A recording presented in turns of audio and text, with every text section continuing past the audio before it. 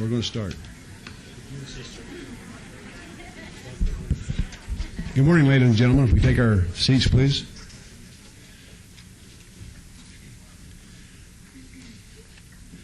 At the start of this meeting this morning, we'd like to excuse our beloved mayor who is visiting in London for the Clark County Convention Authority. That's his duty as a chairman of that board. So we'll try to muddle through this today the best we can without the mayor. This October 21st, 2090 meeting of the City Council is called to order. This meeting has been properly noticed and posted in compliance with the open meeting law. These proceedings are being presented live on KCLB Cable Channel 2 and are closed captioned for our hearing impaired viewers. The council meeting, as well as all other KCLB programming, can be viewed on the city's website at www.kclb.tv. The proceedings will be rebroadcast on KCLB Channel 2 on the web the Wednesday of the meeting at 8 o'clock p.m. and also on the Friday at 4 a.m., Saturday at 7 p.m., Sunday at 7 a.m., and the following Monday at 1 p.m. This announcement the mayor has been making for quite some time. We don't expect any problems, but I will read it as he does. This building is protected by the state-of-the-art fire detection and suppression sprinkler system. If alarms should activate during today's meeting, please evacuate using the exits once outside. Assemble on the Las Vegas Boulevard side of the property. Employees wearing safety vests of our city marshals will inform you when it is safe to re-enter the building. Before we proceed with the agenda, would everyone please rise for the invocation given this morning by Pastor Richard Box, who is one of the greatest basketball players that ever played at UNLV. Living Grace Church, and please remain standing for the pledge. Thank you very much. It's an honor to be here. Someone once prayed, Lord, make me the man that my dog thinks that I am. I don't know that we'll pray exactly like that, but let's pray. Father, thank you for this opportunity to be here. Lord, as I look at this agenda, I see lives, I see people, I see everything that has brought this day together, things of importance. Lord, I pray that you will give this council wisdom, to know what to do, what to say, how to do it. God, we pray that you give them discernment to know the right things to do. Give them the wisdom that they need. Lord, wisdom that can come from above, beyond their own understanding. Lord, we pray that you give them discernment. We pray that your will would be done in this place. And Lord, we pray for their families as well. There are children, there are extended family, there are grandchildren even that are involved with them, and we ask your hedge of protection be upon them, that your hedge of protection be upon our mayor and all that he puts his hands to, and for their families, God, that you would bless them. Father, we look forward to all that you're going to do this day. We thank you in advance for your wisdom and your grace and your mercy. In your name we pray. Amen. Amen. Thank you, Richard. I pledge allegiance to the flag of the United States of America, and to the republic for which it stands, one nation, under God, indivisible, with liberty and justice for all. Mayor Pro Tem, if I could just add something, not only was Richard Box one of the greatest basketball players at UNLV, he was also one of the finest students. So I wanted to also add that, and one of the really kind human beings. Thank you.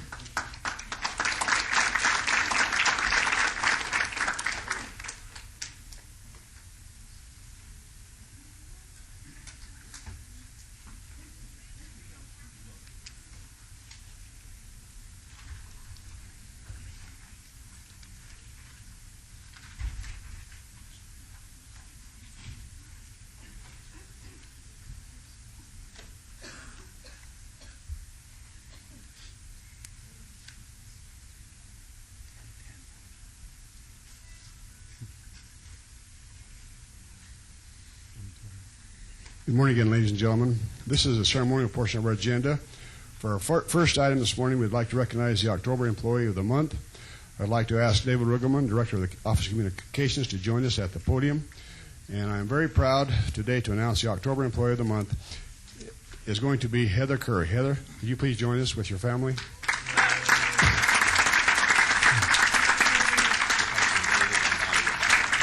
This is her husband, David, and her beautiful daughter, Rebecca. In April, Heather took on a new challenge as part of the city's fundamental service review. The Office of Communications absorbed the city's graphic arts function, resulting in 7 graphic artists who had previously been spread out in departments across the city coming together under Heather's leadership. Since taking over this function, Heather has worked with the artists so that they function as one to meet the art and design needs of all the city departments. The result is that instead of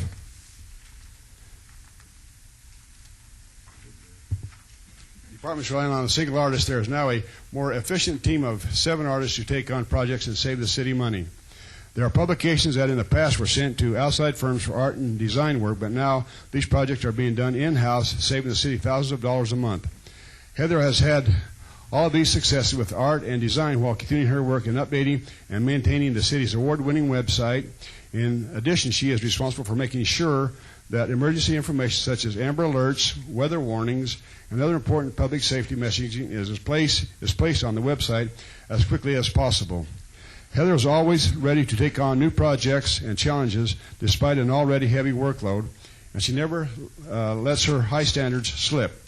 On behalf of the entire City Council, we would like to congratulate Heather on being named the October 2009 Employee of the Month. Along with this plaque, Heather, here you go, Heather. Along with this plaque, Heather has received a $100 Visa gift card compliments of Nevada Credit Union and a 3-month membership to a 24-hour fitness. Dave, I'd like you to say a few words about Heather. We know we're all proud of her. Mayor Pro Tem, I'm very happy to. I have to say that we're obviously very, very proud of Heather. I think all of you, especially on the council, know that over the last 5 years, Heather's been an outstanding city employee.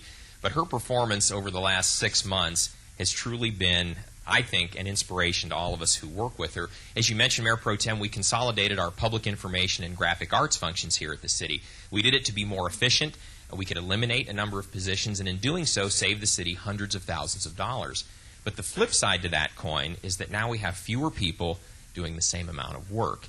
And in those situations, you really need somebody to step up and show leadership. And in our case, that person was Heather. She did an absolutely phenomenal job coordinating all of the graphic arts functions, something that she'd never done before. And at the same time, continued her great job managing all the content on the city's website.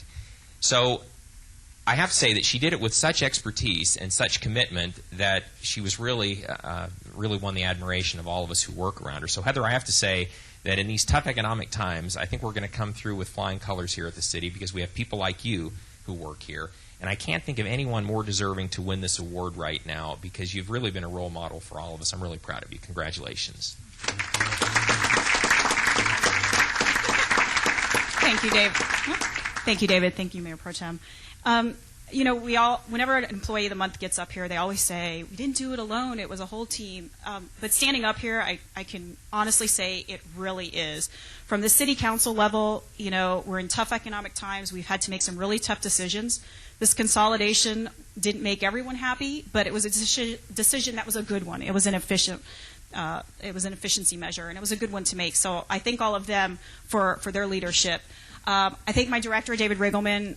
You're a fantastic boss. You provide me with support and encouragement all the way, and you respect your employees, and you let us do what we need to do to get the job done. So we couldn't ask for a better boss. My coworkers, the other PIOs, are amazing and had to take on a lot of my old duties. Sorry about that, you guys. And then the folks that we gained, our graphic artists. There's 7 tremendous people. Every single one of them, they have given me an amazing amount of support, answered my questions, helped me along the way, so I thank each and every one of them. And finally, I wanted to specifically thank Greg Duncan and Jace Radke, who nominated me. No, but that really is, they're both great employees and good friends as well, so I thank them. But everyone in our department has helped because everyone has to do something a little above and beyond what they're used to doing, so everyone, it was a team effort. So thank you. That's what getting away with. No, and actually, thank you, Councilman, because that was the one thing I wanted to do that I forgot. I knew I'd forget something. But obviously, there were a lot of late nights and a lot of nights, midnight at the computer writing emails. So I can only, have to thank my husband, David, and my wonderful daughter, Rebecca, for Mayor Honey, to me, for all their support and encouragement, because that's that we need that. Absolutely. So. Thank you very much. Heather, all I can say is I hope you get one of these pictures they take out here. We don't ever get to see the picture, but I hope you get one. Thank you very much. Our next item, we will recognize the Senior of the Quarter. Patty Brown from the Senior Citizens Advisory Board will join us and present the award. Patty? Good morning. Good to see you. Good morning. It is my pleasure to recognize a caring and selfless individual who continuously serves the seniors of Sardina Plaza Housing Complex. Ruthie Urban, please come up to the podium.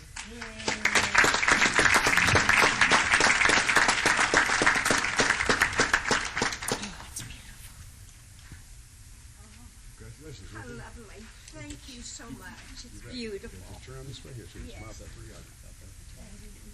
Very honored. Thank you. Ruthie gets up at 3 o'clock on Saturday mornings to cook breakfast, clean and serve the seniors who participate in this meal. She volunteers in the country store, sometimes helping to deliver heavy furniture. She picks up and delivers commodity goods and groceries for the homebound seniors. Ruthie helps to deliver flyers to over 280 residents whenever there is an event. We have a lot of flyers, a lot. Bingo nights are fun because Ruthie brings coffee and refreshments to the seniors, cleans up the kitchen after the event is over. She nurtures the seniors by serving them with a smiling face. We thank Ruthie for her very compassionate heart and for being such an asset to her community.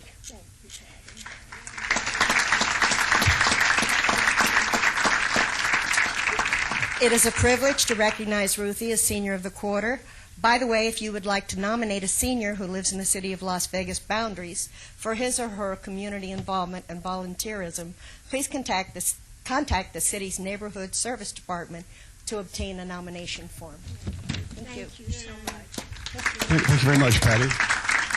Ruthie, would you like to say a few words to the audience? Pardon? Would you like to say a few words? Oh, I thank you all so much, and Patty and everyone at Sartini Plaza. There's so many others that deserve maybe more than me here.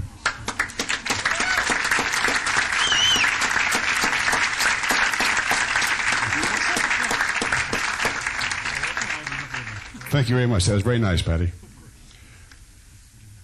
Our next item is very special. I would like to invite Captain Logan Kirshner, Commander of the Las Vegas Recruiting Company, to join us at the podium, please.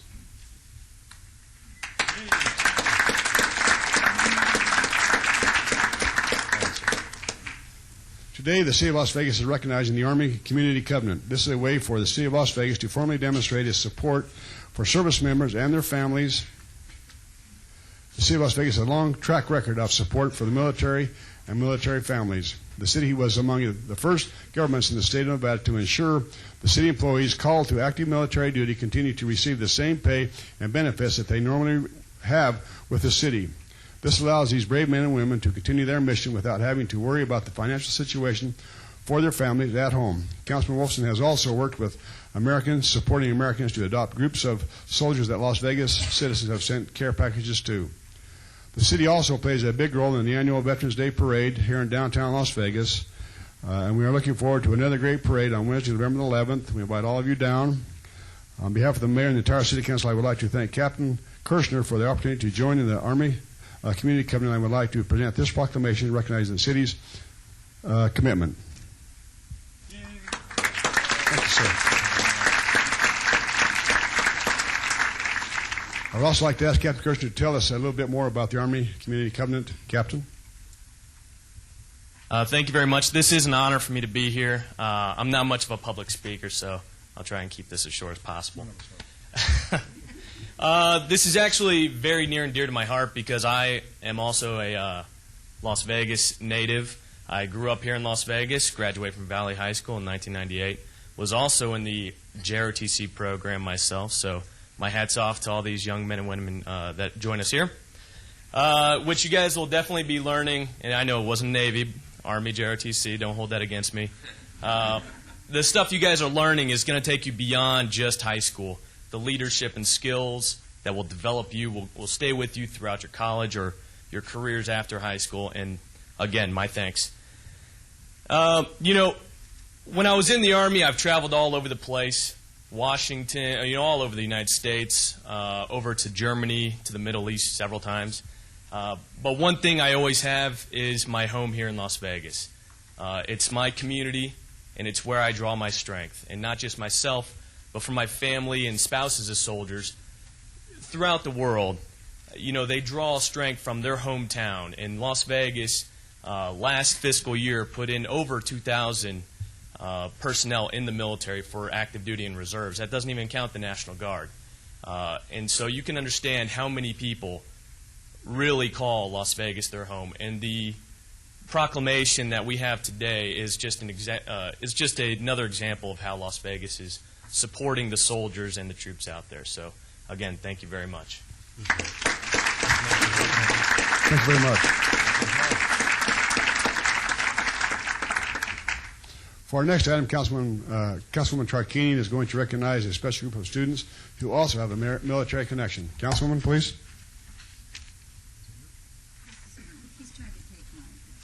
Okay. The Clark Navy High School Junior ROTC has been recognized as one of the top units in the country for 13 consecutive years. Yeah.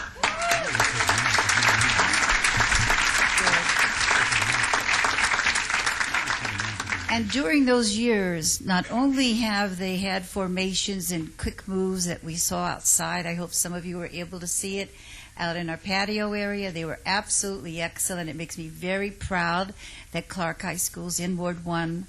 I have always felt you do an outstanding job, and I know you do it not only at Clark High School, but throughout the city and all the different wards you do, and you volunteer your time. Our cadets learned citizenship, leadership, and patriotism.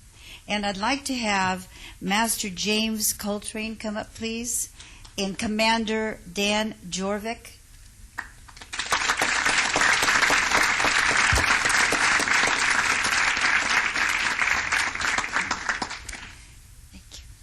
I know the part you do in volunteering throughout the Clark District, throughout our city. I know some of your projects have been park cleanups, painting out graffiti. That job seems to never end. And by the way, there's a lot on Charleston this morning, so somebody hit it well last night.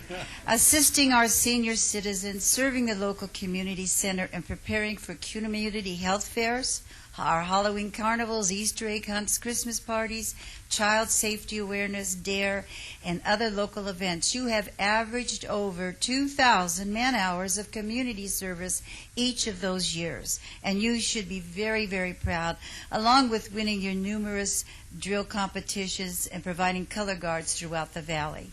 I can tell about the things I see in the community where you've given of yourself so that you can help others, and I'd like to turn the microphone over to you so that you too can say some of the things you're aware of. Thank you very much, Councilwoman. It's our pleasure to be here today to be recognized. The Master Chief and I, along with our other instructor, Chief Bolda, we couldn't do this by ourselves. It's the dedication of the cadets, the support that we get from our administration, our principal, Ms. Pendleton, Julian Pendleton is over here. The support that we get makes it all possible, and it's the dedication of the cadets and their willingness to put the time in and everything that makes the whole program a successful one. And we want to thank you very much for your recognition, and we will continue to do everything that we've been doing in the past. We expect you to. It's our pleasure. We enjoy doing it. Once you do, you're expected to. I wanted to give you this certificate of recognition that's presented by our mayor and our city council here. And it's to Clark High School Junior Navy ROTC for being outstanding community activists, who consistently volunteer for civic projects, serving the local community center, aiding with various local holiday events, and averaging those 2,000 hours per year. That's magnificent.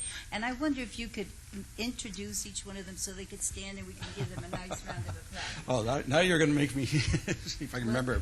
We have Cadet Casa Lopez, Cadet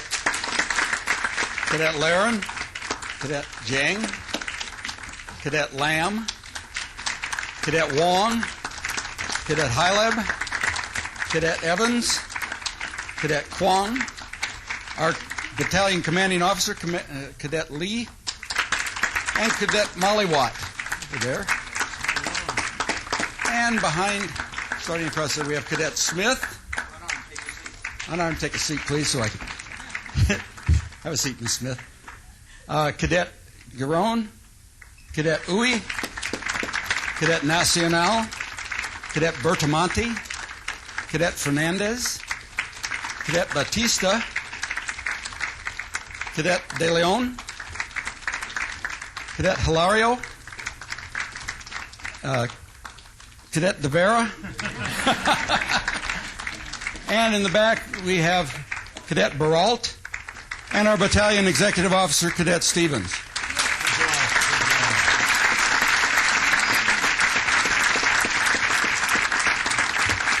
Did you want to say a few words? I would just like to point out that these drill teams are just a very small cross-section of the unit. We have approximately 165 kids every year, and those are the ones that we get the 2,000 man-hours with, according, and with these guys here too also. But I just want to make sure you know that it's a lot of kids. It's not just these 22 that we have here with us today. And I'd also like to point out that Cadet De Vera is the Command Master Chief, which is the third highest position in the unit. Thank you. I give this to you with a lot of respect. Thank you very much. And people worry about our nation. Look at these great youth out here. Our final item this morning, we're going to recognize another great group of kids, like the students from Clark High School. These youngsters are ready, really on their way to accomplishing some great things. While we are talking about this program, there will be a video playing on the monitors that will give you a look at what these students are doing in our community. The Batteries Included program is a way for the youth of the city of Las Vegas to get involved and improve themselves and their opportunities. The program focuses on health, safety, education, and leadership with opportunities to improve chances for higher education while cultivating professional young leaders in Las Vegas. I'd like to recognize the students with us today who have done such a great job in the program. I would ask that the students stand and we all give them a round of applause. Please stand.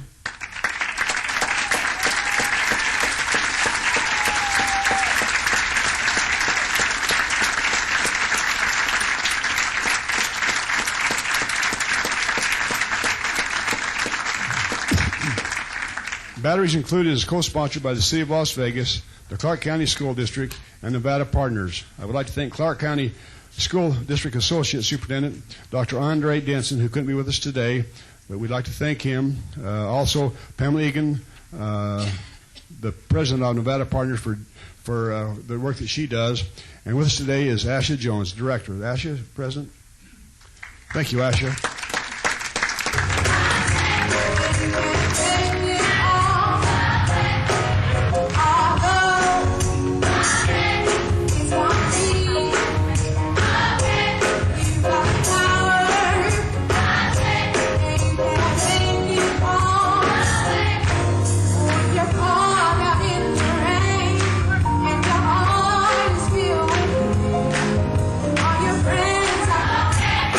Got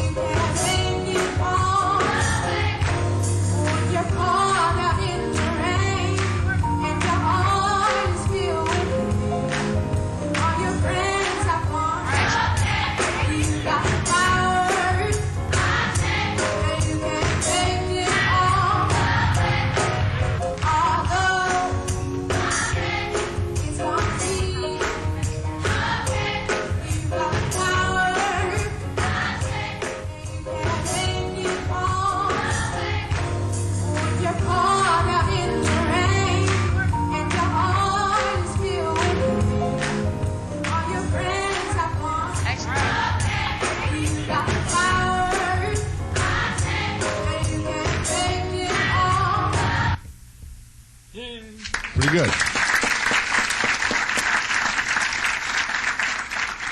Councilman Steve Wilson and Councilman Ricky Barlow are going to introduce us to a couple of students who have taken part in the program and explain a little bit more about the program. First, we'll hear from Councilman Barlow. Councilman? Thank you, Councilman. I am very delighted to stand before you all today and really thank the City of Las Vegas for being a partner with such great youth in our community. As you all know, that it is our responsibility, not only as a municipality, but as individuals, to always remember to reach out and to bring our young people into the fold of what's going on inside the doors of not only government, but all places of work, so that the youth in our community will have an understanding of what it is like to not only get up every morning, but go to work and do something positive and creative to celebrate their family and their own personal lives. Today, the Batteries Included Youth Initiative also sponsors a summer youth employment component entitled Leadership and Resiliency, where local youth are trained and coached during a 12-week workshop that culminates with employment for the summer months. Myself and my staff, we encourage young people to come and not only intern in our office, but get involved in community service work out in the community so that you can remain involved in something positive. And today, ladies and gentlemen, I would like to ask that David Cummings, who is not only a recipient, but a new employee of the city, who is a local youth who completed the summer workshop and was hired by the City of Las Vegas in the Public Works Department. Would David please come forward? I would like to bring him forward because this is an example, ladies and gentlemen, when you work hard and you get involved in positive activities and programs such as Batteries Included, great things can happen. And David, I commend you and congratulate you on becoming an employee here at the City of Las Vegas, and would like for you to share a few words, if you will, in regards to your experience with Batteries Included and how, in fact, this program has changed your life for the best.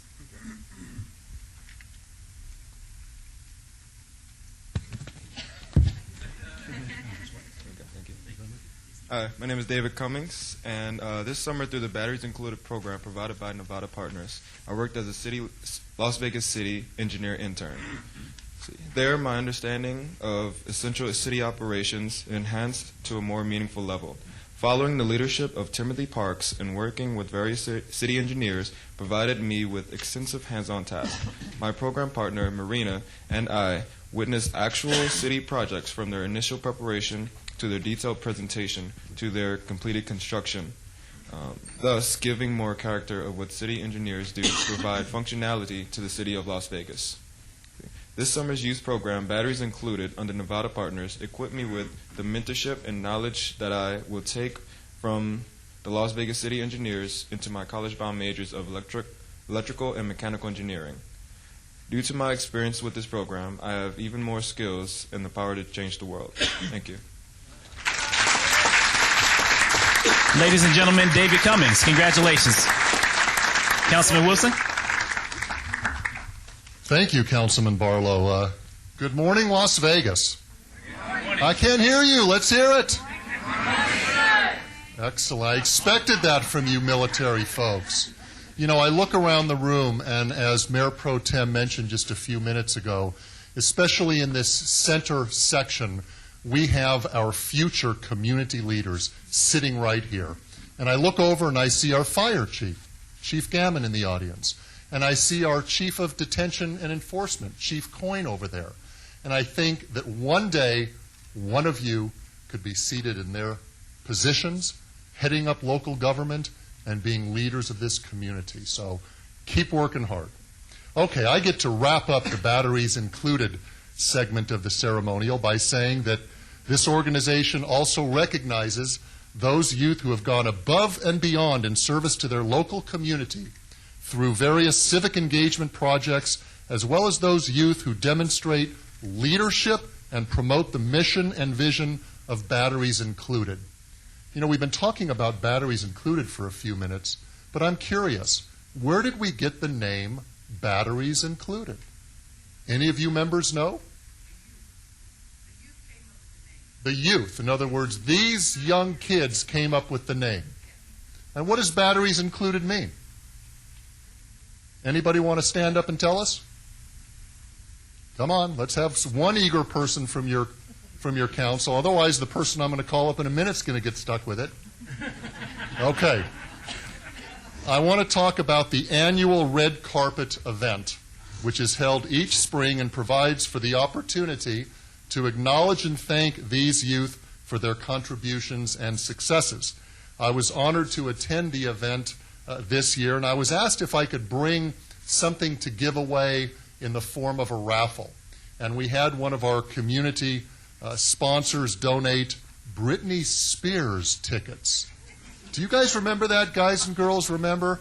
And it was just the coolest thing in the world for me to be able to stand in front of a few hundred teenagers and say, I've got Britney Spears tickets. I don't think the winner is here because I think it was the brother of one of you young people who actually won. So I've set the bar really high for next year's annual event. At the red carpet event, though, this year, a particular woman was recognized as an award winner, and that person was Lisa Nelson.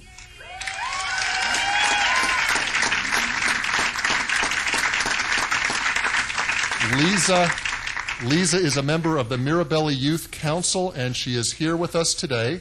So, Lisa, come up front, please. Come on. And on your way up, be thinking of what batteries included means. So you can give us now. One of you is Lisa. Are we supposed to guess? You're Lisa. So you brought up a companion? Okay. Well, Lisa, what does batteries included mean to you? Take the microphone and then please say a few words to us. Well, let me ask you this. Okay, how long have you been a member of this organization? 4 years. Okay, and tell us what it's meant to you in the last 4 years to be a member of this organization of such great young people, and what it's done for you. Oh God. How about reading your remarks? Okay. I've been a member of the Mirabelli Youth Council for the past 4 years. At this year's Red Carpet event, I received the award for Most Involved Member of Mirabelli Community Center. I was very proud and honored to receive this award. It was my special moment to be recognized in the company for so many other teens who are trying to make a positive impact in our community. It was also pretty fun to see everyone get dressed up and celebrate all the hard work and dedication. Youth Council has shown me the value of education, leadership, friendship, and service. I've met some amazing people and have many experiences with other teens that other teens may never get to experience. I am so lucky to be in the Youth Council program and will continue to be a member for many more years to come. Excellent. Let's hear it.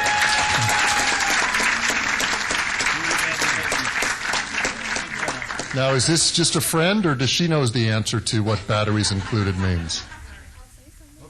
Okay. Tell us who you are. I'm Megan Scher. I would just like to thank the council here for letting us have the great opportunities to serve our community. I think it's really important for us to serve our community because so many of our youth today have gotten a bad reputation of being irresponsible, but as you can see, we have many people here that have proven them wrong by showing that we can serve our community and be a better part of Las Vegas. Great. Now you have, Mayor Pro Tem, with your permission, how many schools are represented here? Do you know? It's got to be well over 10. Okay, 10 different, and they're middle schools and high schools, is that right? Correct.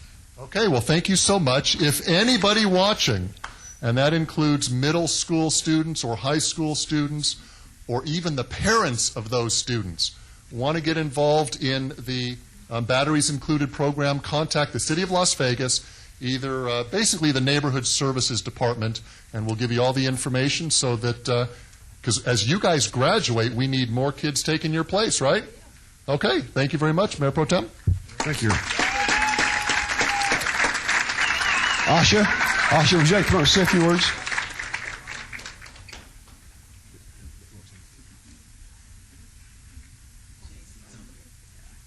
Good morning. I just want to say a special thanks to the council for the Batteries Included program on behalf of Nevada Partners and give you guys just a couple numbers. Through our Leadership and Resiliency program, we were able to serve over 125 youth in that. And of those 125 youth, 50 were placed at the city. So we really appreciate that because you see with David Cummings, he's one of our youth, what an impact it had. Also, from the school district standpoint, 75 of those youth received academic credit over the summer through their work experience and coming in. So it's been an awesome partnership. They received academic credit, work experience, and much to their surprise, not surprise because they knew it was coming, but money. And that was key. They wanted to earn money over the summer, and they did that. So we thank you guys very much for that. What does Batteries Include mean?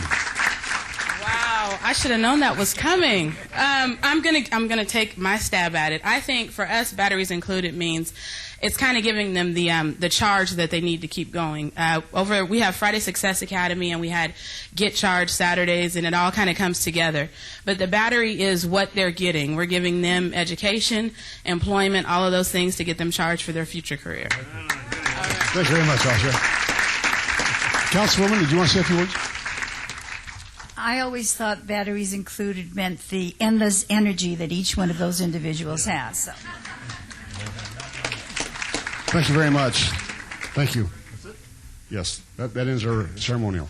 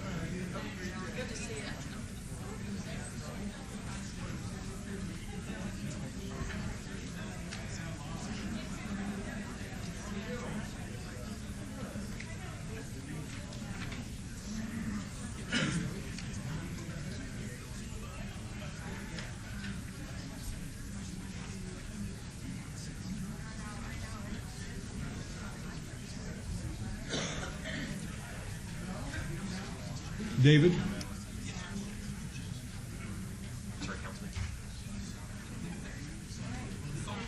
Oh, yes.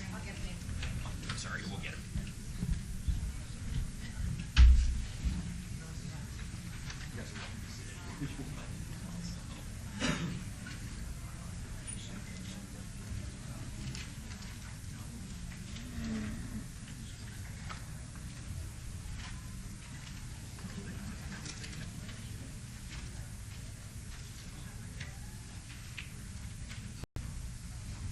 Thank you again. That was a pretty nice ceremonial this morning.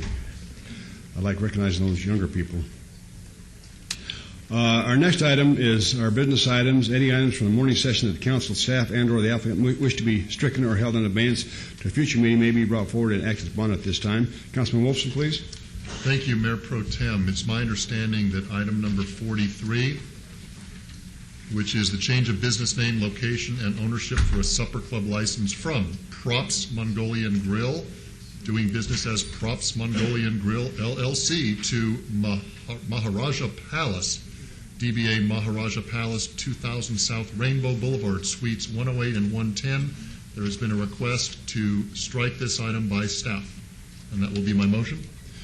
Are there any other items we need to bring forward at this time? Hearing none, Councilman Wolfson made his motion. Any question on the motion? Hearing none, cast your vote. Please post.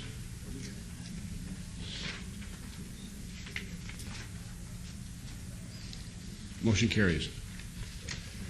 Item 11 is approval of the final minutes by reference of the regular City Council meeting of September 16, 2009, and the special City Council meeting of September 21, 2009. Councilman Wolfson? Unless there's any additions or deletions, I move for approval of the minutes. Cast your vote, please. Please post.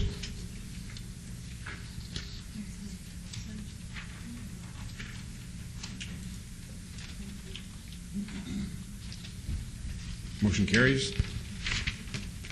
On our consent calendar, items 12 through 36 on the consent agenda are considered to be routine and are recommended for approval by the departments and may be enacted in one motion. Are there any items the council wishes to bring forward at this time? I have a request for item number 14 to be brought forward by Councilman Anthony, and items 12 and 13, Councilman Ross need to make a couple disclosures, please. Councilman?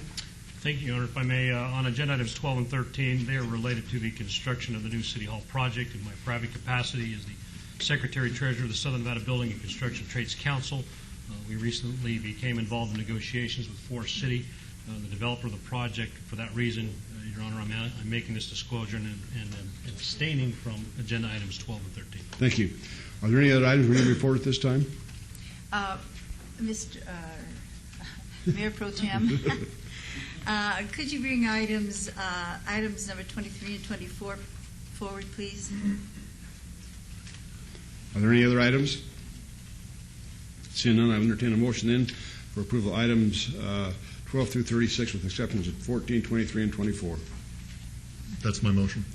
You've heard the motion. Please cast your vote. Please post. I'm sorry. We need to revote that. Revote. No, never mind. I got it. Okay. Motion carries. On item 14 is approval of grant and awarding the amount of $300,000 from the Nevada Commission for the Cultural Affairs to the City of Las Vegas for rehabilitation of the historic Federal Building, United States Post Office for use as a museum located at 300 Stewart Avenue. This is in Ward 5. Mr. Anthony, please.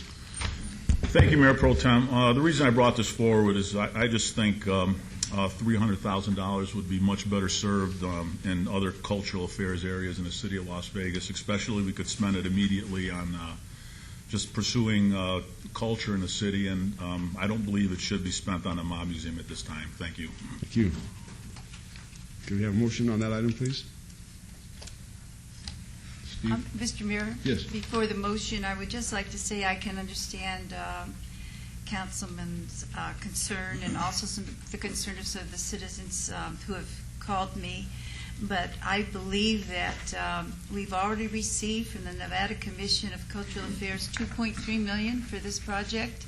Yes. The other $300,000 is being given by those people who have studied grant requests, who know what's happening within the state, and they feel themselves, these experts, that this is worthwhile. I do not call this project the Mob Museum, because to me it is not. And anytime I've been at one of these meetings where this comes up, I say it over and over again.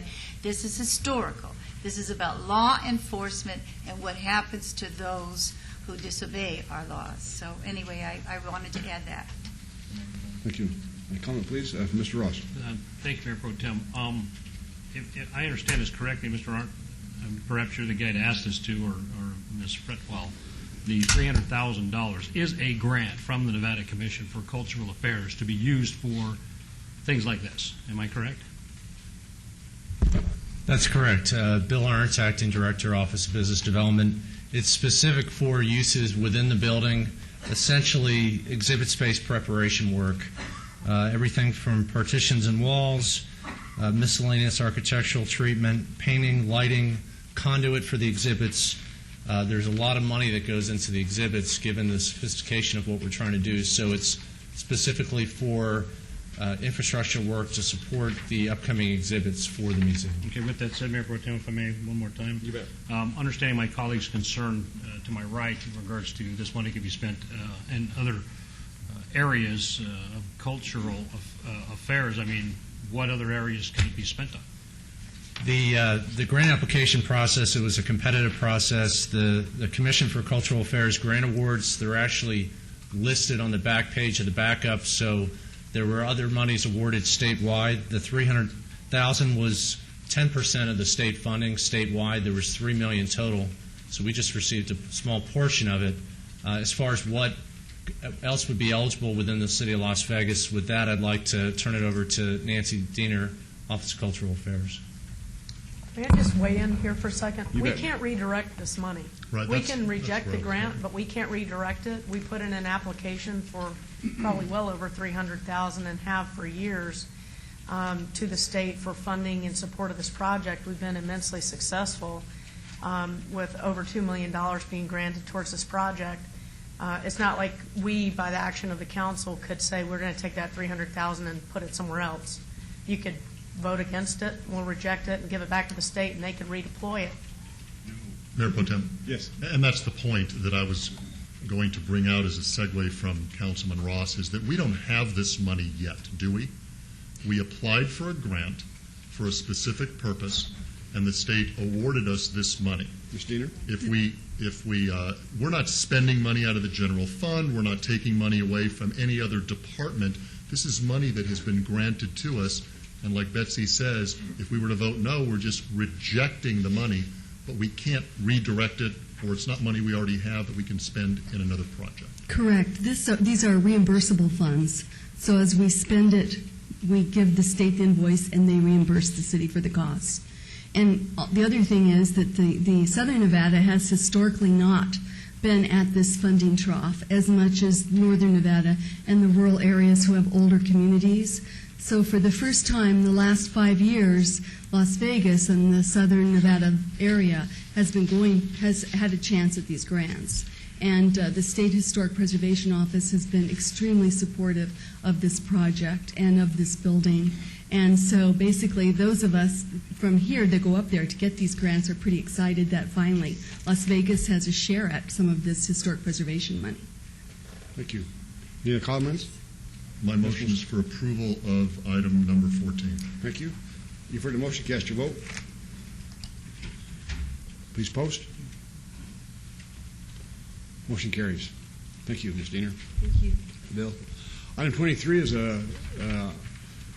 approval of a new massage establishment license. Lisa M. Bennett, DC PC, doing business at Family Care Chiropractic, 7720 West Sarah Avenue, Suite 104. Lisa Bennett, President, Secretary, Treasurer, 100%. This is in Ward 1. This is an ancillary license to an existing chiropractic business, Family Care Chiropractic. Ms. Mayor, Myers? members of council, Carol Meyer, Finance and Business Services. This applicant and this application is just for an ancillary massage establishment. I realize that. Okay. I just, there were some people here that were interested in that question. They're in the audience. So Okay. I just wanted to make sure they had the information because not everything's in backup. and that is, what you're saying is, these are already establishments that have been in existence, and that what has happened is the state has required a new type of license, and these people are going for the new type of license.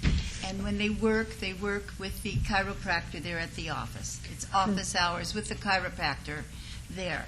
And then they also had asked if the massage establishments did receive regular compliance visits, and you had told me yes yesterday in our CMO briefing. Yes. So because the individuals are here, I wanted to make sure they got the information. That's all. Okay. Thank you. Thank you, Lois. Councilwoman, is there anyone else wish to ask questions on this? Councilman, can we have a motion, please?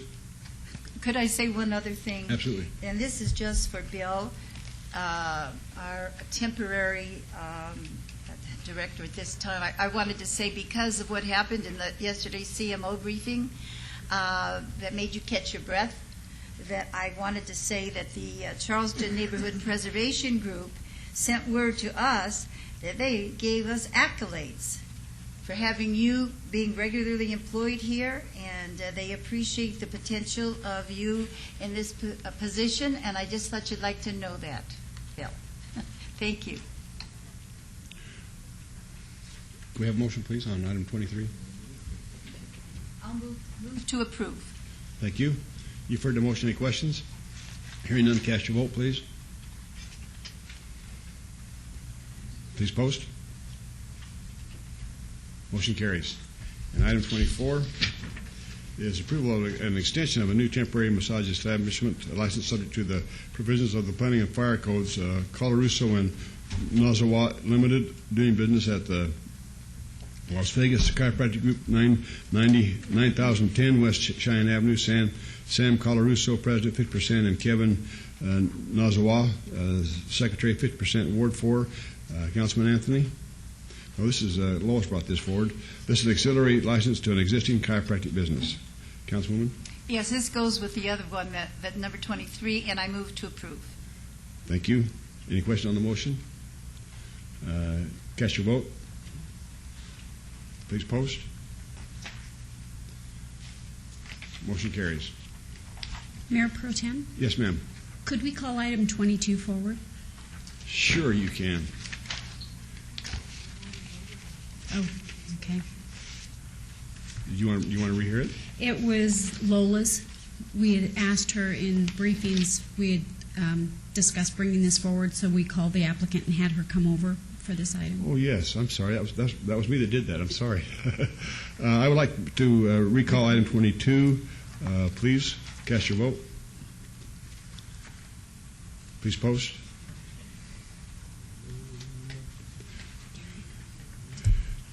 Item 22 is approval of a new beer wine cooler on sale license, Cajun Connection LLC, doing business at Lola's, 241 West Charleston Boulevard, Suite 101. Lola Portney is the 100% manager.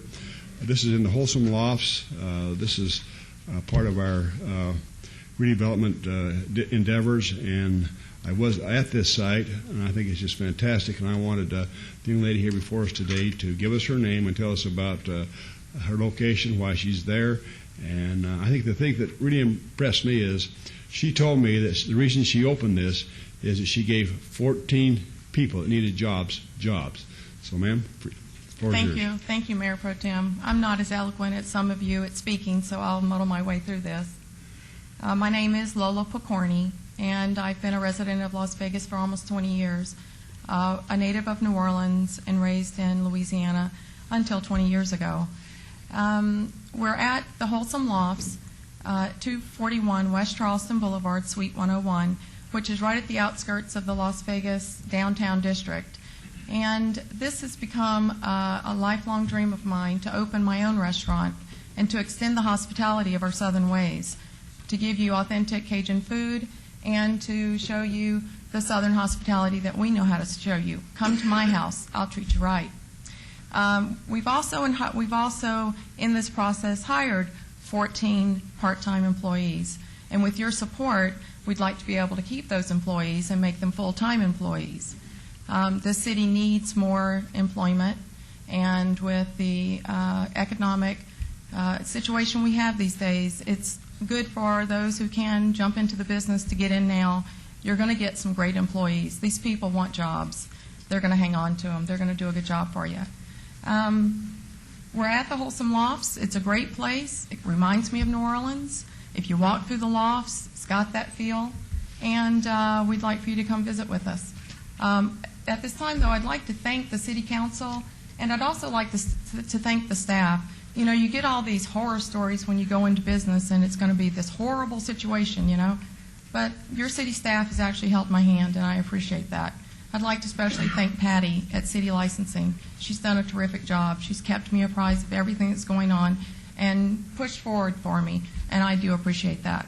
With this beer and wine license, we expect that we'll have a good evening time crowd, and we'd like to see all of you. I know some of you live down into the Scott Jades area, and we'd like to see you down there enjoying your evenings with us. And let us show you what Zydeco is really all about. Thank you. Thank you very, very much. Mayor Pro Tem? Yes. If I may? You bet. What are your hours of operation? Oh, thank you. Hours of operation will be open Monday through Thursday, 11 a.m. until 9 p.m. And on Friday and Saturday, we're going to be open from 11 a.m. until 10 p.m. And we won't push anybody out the door. Y'all can stay and have a good time. And what are some of the dishes in which you serve? We're serving traditional red beans and rice, etouffee, crawfish. We're going to have the best crawfish in Louisiana's ever had this side of the Mississippi. We have our own signature dishes. It's a bronze catfish and Gouda grits. Can't go wrong. We also have fried catfish platters, jambalaya, and we've come up with some of our own creations. We got crawl puppies. So come on in and try out some crawl puppies. They're kind of like I see some questions in those eyes. They're kind of like a hush puppy, but they got crawdads in them. So y'all come on out. You'll enjoy them. You're there. Now, Mayor Pro Tem, with your permission, if Mayor Oscar Goodwin were here right now, Mayor Pro Tem, what would he say? Something about... Actually, he's already said, if you'll forgive me. He would certainly ask you if you serve gin, and if not, why not? Well... We're not serving gin yet, but the mayor was there also. And I also got to mention that I run into a couple of our deputy city managers over here and our city manager, Betsy, and Steve, what's your name down there? Scott Adams. He was there also. It is a fun place. It's a neat place. I know I'm going to go back. I think it's great. I went down there just to look at it before I approved this. But it's good, and the hospitality was tremendous. I think it's going to be a really good location for you, I hope, and I hope that you'll get the support you need. Thank you. I look forward to it. Thank you. My motion would be approval of this item, please. Cast your vote. Please post. Motion carries. Item 37 is a public hearing to consider a report of expenses to recover costs for abatement of nuisance located at 1804 Collins Avenue in amount of $5,542 general fund, and assess a maximum of $168,200 in daily civil penalties.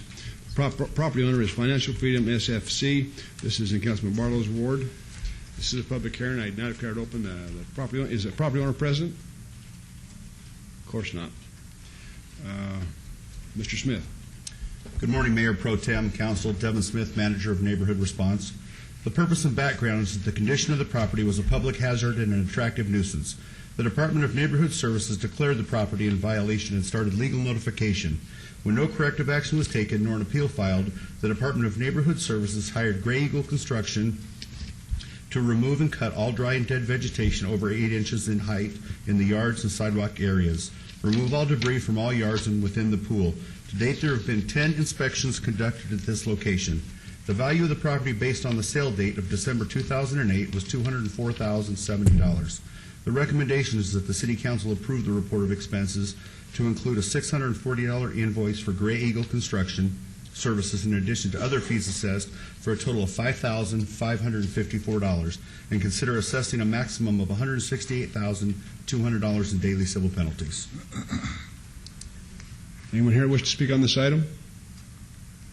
Councilman Barlow, your pleasure, please. Yes, Mayor Pro Tem. I would like to ask that the assessment of $5,554 for the cost for the city's going out and addressing this property, and also a cap of $50,000 in daily civil penalties. So that'll be approximately $55,554 that I would. Any questions on the motion? On this item. That would be my motion. Mayor Pro Tem, before we vote, with your permission, Councilman Barlow, we had some trouble before about notice going out and properly received by the property owner. Do we have the appropriate notices going out? Do we know if the property owner received notice of this public hearing? The property owner is a financial institution. I have 3 returned green cards from certified letters that they received and signed for. Okay, they did sign for They them? have signed for all 3 of them, Okay, and yes. for the record, what is that financial institution's name? Financial Freedom SFC in Austin, Texas. Okay, thank you. Any other questions or comments on the motion? Hearing none, cast your vote, please. Please post. Motion carries. Thank you. Thank you, Devin. Item 38 is also an abeyance item. It's a hearing to consider the appeal regarding the notice and declaration of chronic nuisance located at 1701 South Las Vegas Boulevard. Property owner is Weens Maynard J. Jr. et al. This is in Ward 3. Mr. DiFiore, please.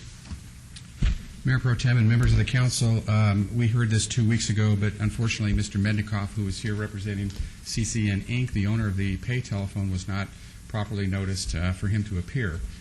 Today, the council is to consider his appeal with regard to the removal of the payphone at 1701 Las Vegas Boulevard South.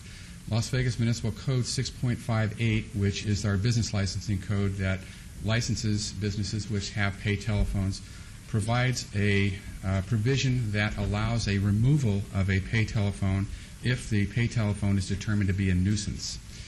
Title 9.04 gives the licensee a right to appeal that removal of that pay telephone, and through proper notification, he is here today to be able to ask council consideration not to remove the pay telephone.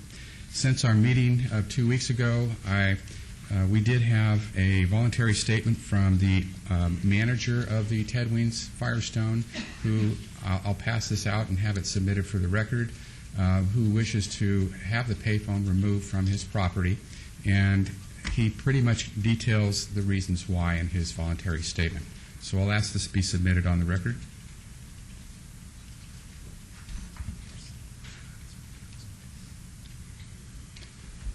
So having said that, Mr. Mednikoff is here in the audience today if he wishes to come forward, or council would like to have him do that. I also want to put on the record at this time that at the last council meeting that we had 4 people that live in the neighborhoods that was very, very, very adamant that this payphone be taken down ASAP. We also heard from a Metro representative that told us the problems that he's had at this location. The reason why we have this problem is the situation where it's located. It's not located to them in an area where it's visible. There's no lighting around the location. And again, we also had heard from Mr. Ted Weens' location that they would like to have this taken out ASAP.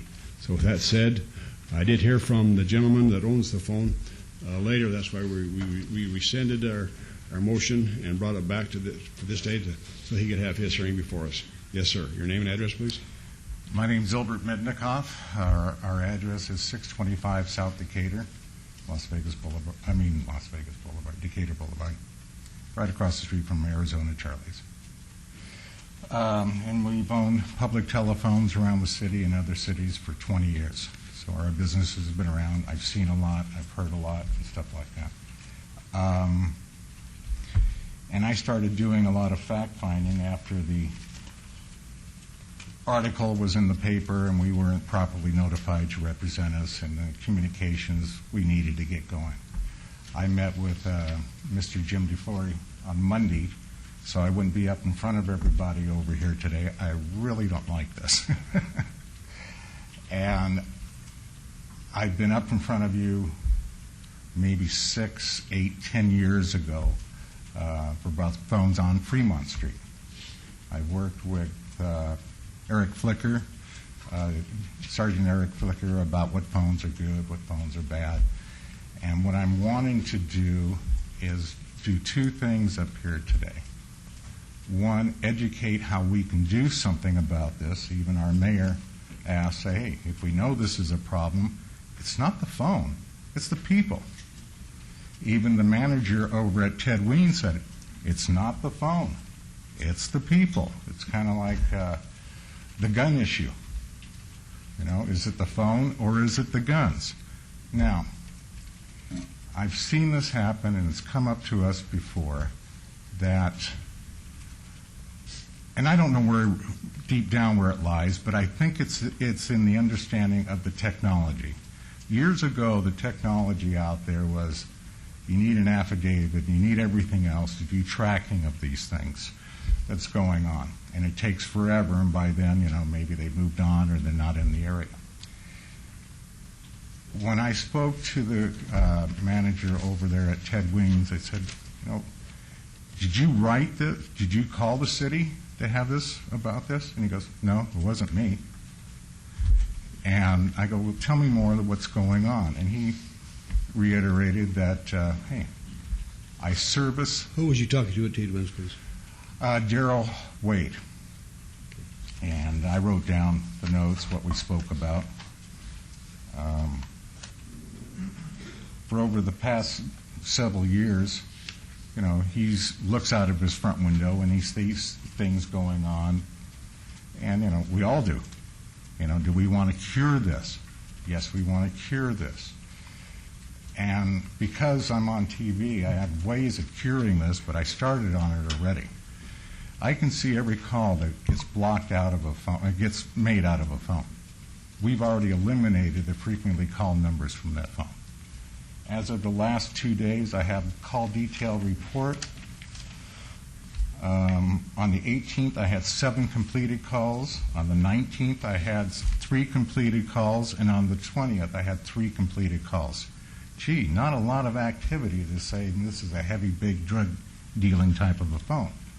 But it's a way, and I showed him, and I have the calls on here that I don't even know if they're drug numbers, but I see at 2 o'clock in the morning and at midnight. But I'm going to backtrack a little bit, and I'm sorry if I'm talking too much. I really don't like to be up here, but I'm a good person to see that there's a problem and trying to overcome the problem. 2 years ago, we were having phones stolen and ripped right out of the ground. These people were stealing phones, air and water machines, water, the gallon water for recycled water, bottled water. They were stealing everything. I put in reports for about 18 phones to Metro, and, nothing was done. And it's kind of like it's not a health, safety, or welfare, so we're not going after this. And this was done in wee hours of the morning. I started doing my homework inside this, and I ended up getting tracking devices like LoJacks. We installed them in our phones, and eventually we caught the people. Metro got a nice big article about that. I never got a glass of gin or anything else from even my competitors who were losing stuff, and I lost 60 phones. This is a problem over here, and I was up in front of City Council, like I said, 6, 8, 10 years ago, and I read this here even from the RJ. Payphone attracts criticism. Case of undesirable characters. Look, I don't want the characters either, because what happens, I can tell you what they're doing. And that's why I was trying to say with Jim, let's get the right people to be. I'm on TV right now. Let's do some work putting it together. Our mayor asked about doing that. We have the technology to do stuff. These things are smartphones. I can make it do whatever we want it to do. And to still think the same technology is here from 10, 15 years ago, it's gone. Now, payphones are going by the side too. Our revenues had dropped down so bad compared to cell phones because they're in there, and that's what they're really using. Now we can get both of them together, because that's what they're calling. You got somebody that wants something and somebody else that has something. Can we put the both together? And that's what I asked Jim the other day to do, to go out and find somebody that would do something. When I did the putting tracking devices into the phone, I was very lucky. We got a hold of somebody in Metro that ended up, he was looking at heavy equipment that was being stolen, and he was willing to work with us. And you know, if you get something that's stolen, and then they come out and they do something about it, it's fine. Now, being that I've already, in a sense, stopped the undesirables from using the phone, is there more going to come up there? Probably. I'll check it daily. That's not a problem. But let's really address the problem. It's the people. I spoke with Daryl 5 times. He said it. It's the people. It's not the phone. Daryl waited. And, you know, he just looks out there at it because it's right there. He doesn't see everything that's going on. But what's going on even more than out in front of his place is in the alleyway behind it. The alleyway, you know, you can drive down that, and who knows what you can do. I wouldn't drive down it. Is Metro cleaning it up? Yes, they are. And it has changed. And I would love to work with them and use this as an example. I'll take it out later. But we have an opportunity right now. Work with me. I'm trying to work with to help clean it up. The real stuff, the people. There's one other thing that I jotted down a lot. Oh.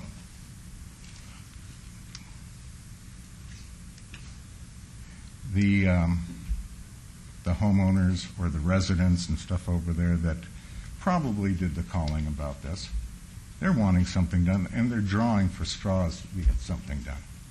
And they have more people, you know, to work on it. You know, would they like to get the bad people away? Yeah. So, you know, I was reading the article that was in the RJ, and darn it, I left my glasses in the car. But in shortness, you know, just like our mayor said, yeah, I probably could, but I'm going to, you know, said, you know, if we know this, let's take another step. I'm willing to give up and donate my time. I see everybody else doing it. You know, I'm on everybody else's side for getting rid of the bad people. But then I question things, and a couple of them, because I've seen this before. One is we had a payphone at a location, and this woman, who is a real estate broker, bought this apartment complex 4 years ago. She calls in and says, I'm having undesirables that are in apartments that are abandoned, sleeping over there, which was the problem. I've never got paid on this payphone, so they call the city. The city picks it up. They have one person going out, and it's deemed as a nuisance. Nobody called us. Nobody said anything, and she said, I never received any commission. But she's the real estate broker that bought this bought this apartment complex 4 years ago. The payphone's sitting out there, and our commissions are going to the old owner. You know, how do we know about something like that? You know what? We removed it. Not a problem. We had another one. Sir, we understand payphone systems. Okay. I hope you do, because I'd be glad to show you this of how every call, every time, every attempt, everything that's going out from this, I can get in a minute. This payphone we're talking about here today, this is not the first one that's ever come before the City Council. Okay. Mayor Pro Tem? Yes. Question. Councilor Barlow. The Ted Weens location, where the payphone is located, sir, do you receive, is it a lease, ground lease Yes. that you receive for being there? Yes. Then my question is, Ted Weens, if they were looking to have it removed, why couldn't they remove it? Being that they have a lease. Or why didn't they call us? They want it removed. We have a letter in front of us. Called us. We have a letter in front of us requesting that we remove the phone. I'm sorry? We have a letter in front of us requesting that we remove the phone. We also had a person here at the last council meeting requesting that we remove the phone from Ted Weens. But not Ted Weens? Yes. Mayor Pro Tem. Yes, please. So I met with him yesterday. Sir. I met with... Sir. I'm sorry. Thank you, Mayor Pro Tem. I don't think who generated the first call to bring the attention to the city of Las Vegas even matters. Last meeting, we had a number of people come up, private citizens and our Metro officer that's assigned to that particular area. And like Mayor Pro Tem stated, the evidence was pretty overwhelming that the phone is being used by persons for drug activity or other illicit activity. I think it's pretty clear. And I agree with you that it's not the phone, it's the people, just like guns. If you could remove the bad people from using guns, the guns aren't the problem. But it isn't that easy. It would be real nice if we had a lot of extra police officers with a lot of extra time on their hands to say, you 3 officers, I want you to inundate this area for the next 90 days, and when you see illegal activity, enforce the laws, and that would probably deter the illegal activity. But the practical answer is we don't. I don't think anybody thinks that it's wise to promote too many Metro man-hours because our Metro officers have more important things to do, if you will. So it's kind of like the easier solution is to remove the instrumentality. Just like the gun thing. It would be real nice if we could regulate human behavior where bad people don't get guns, but we can't. So sometimes we remove the guns, and we get the guns, and when we get the guns off the street, it prevents the bad guys, in theory, from using the gun. So I like in this situation, it would be real nice if we could control the types of people you're talking about, but from a practical matter, we can't. So it seems like the logical thing to do is if we remove the phone booth, that illegal activity at that location will also be removed. Thank you, Councilman Wolfson. Is there anyone else from the audience wishing to speak on this item? Mayor Pro Tem? Yes, please. I just wanted to ask, we've heard the negative aspects of having the phone there. What is, I feel very strongly about keeping it. What is the positive aspect of it? According to the neighbors that I've talked to, there is no positive. There are phones on the corners. This is on Las Vegas Boulevard and Oakey. There are other phones in the location. This is the only phone that they're having any problems with. Is the closest one to the neighborhood, and they just feel like the neighborhood would be a lot safer if they get rid of this payphone. And so I've always felt like, and even if the gentleman was here, even if the mayor said we want to use this phone as to catch some of these culprits, I would say definitely not. There's other locations you can do the same thing with. These neighbors want it out of there, and I feel very adamant that they should receive what they want. I believe the neighbors want the people out of there. They want this phone out, so they was here telling us they want this phone out. But then let me, funding. I totally understand that. We've heard your argument, sir. I'm going to be nice. If there's anything new, that's fine. Yes, there is. I have one question. Okay, fine. Just one question. I understand the funding is an issue. The other day on the news, and I scratched my head at the sting operation of people trying to do work because they got laid out of job. Example, cleaning carpet.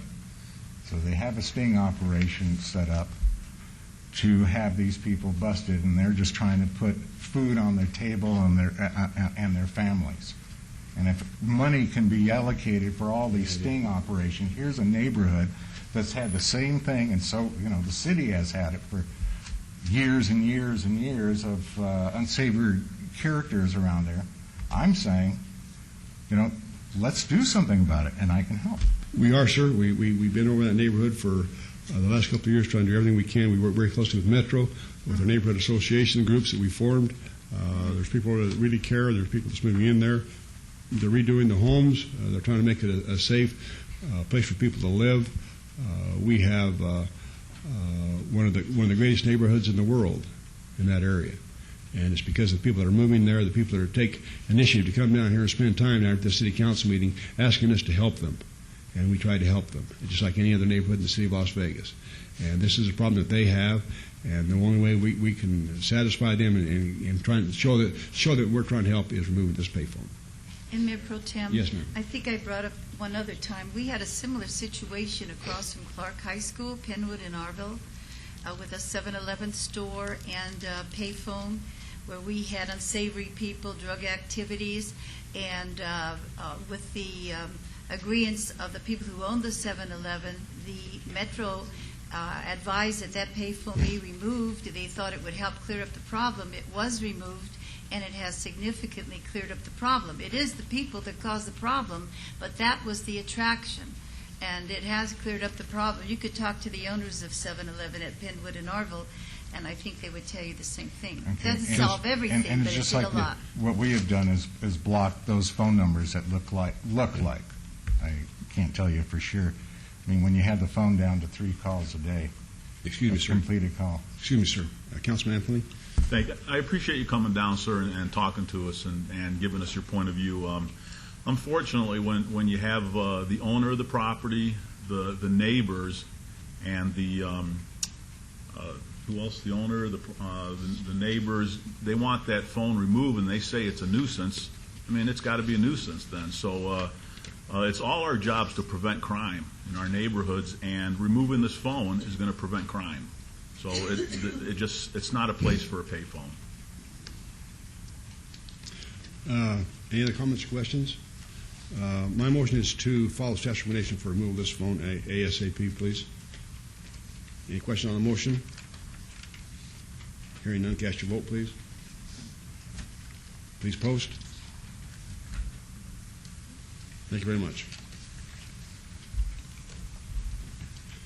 Item 39, discussion and possible action on the ratification of William Arndt as Director of the Office of Business Development at $131,000 annual salary plus benefits. This comes from the general fund. Ms. Fretwell, please. Mayor Pro Tem and members of the council, it's my pleasure this morning to recommend for ratification Mr. Bill Arndt to take the permanent position as the Business Development Director for the City of Las Vegas. As you're all aware, he's been in an acting capacity for a little over 6 months now, and I think he's done an excellent job during that period.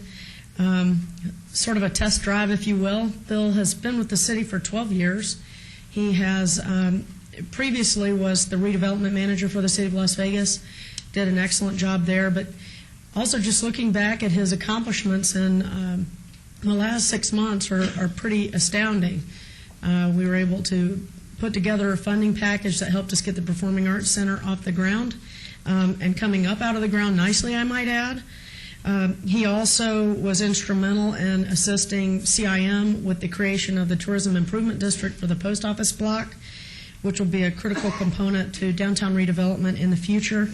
He also helped with the $85 million RDA bond sale that we were successful at this year, which was no easy task, I have to say. He also showed some significant strengths in working with the state legislature this year. You know that it was a very difficult legislature, a very difficult session, both for the cities and the counties, as well as for the legislators in trying to remedy some financial issues. Bill did an extraordinary job informing our legislators about the value of redevelopment, how we're funded, how projects become successful, and why our redevelopment agency has done so well in the last 5 years. Additionally, he helped Newland land the Cleveland Clinic, which we just approved their ENA a few weeks ago. So I'm real proud to present to you for your consideration for ratification Mr. Bill Arndt. So, Bill, if you would come join me up here, I'd appreciate it. Thank you, Betsy.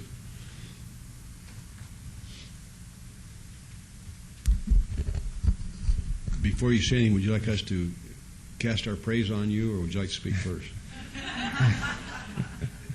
I'll just, well, I think Councilwoman Tarkanian already started that earlier, and thank you for those in the audience that originated the comment. I'm really humbled and honored to be before you today. I'd just like to thank the support of the mayor, who's fortunately not here, but also the rest of the city council. It's your leadership that really makes this city great and enables us to do what we do. You cast the tough votes. You make the tough decisions. So thank you for your support of what we do in business development. wanted to thank Betsy for her support of me and also the entire office in supporting what we do. It's really humbling to read the papers these days and to read about our challenges that we have right now with unemployment in the community, with our major industry who so long has supported this economy struggling right now. And it's my job at the city, along with the team I have behind me, and certainly with the support of Betsy and with Scott, to try to address that and diversify our economy, grow new jobs in the community, and also continue the work that we've done with redevelopment. I'd like to thank Scott Adams for setting the bar high. I think the mayor started by setting it high, and he may have raised it a little higher. So thank you, Scott, for that and for also the support that you've shown me and the entire office over the past 5 years. With that, I'd like to recognize just a few folks in the audience. My wife, Vanessa, has come down for the meeting, so I appreciate her being here. Please come down and join us, ma'am. The adage is true: behind every good man is a great woman, and it certainly holds true with me. I know from personal experience, so I'd like to thank her for being here. Thank my daughter Natalie for being here. Thank my daughter Elizabeth, who is not here. She chose education over her dad. It was PE day at school, so I couldn't compete with that. I'd like to thank my mother Nancy for coming down. Is your mother here also? She's been a public servant in the community for over 2 decades now, supporting veterans in our community, and I'd like to thank her in teaching me the value of hard work, but also what public service really means. So I'd like to thank her for being here. And last but not least, I'd like to thank the team that I have behind me. That even though the face of OBD may be changing, the heart and soul of OBD is still the same, and that's the 24 great people I have behind me. So whenever we get success over the next several months and even several years, and I believe success will continue to come, please attribute it not just to me, but to our entire team, because we really have a great team at Office of Business Development. Mr. Arndt, if you do get this promotion, are you going to take your mother and your wife to dinner tonight? Yes. We can.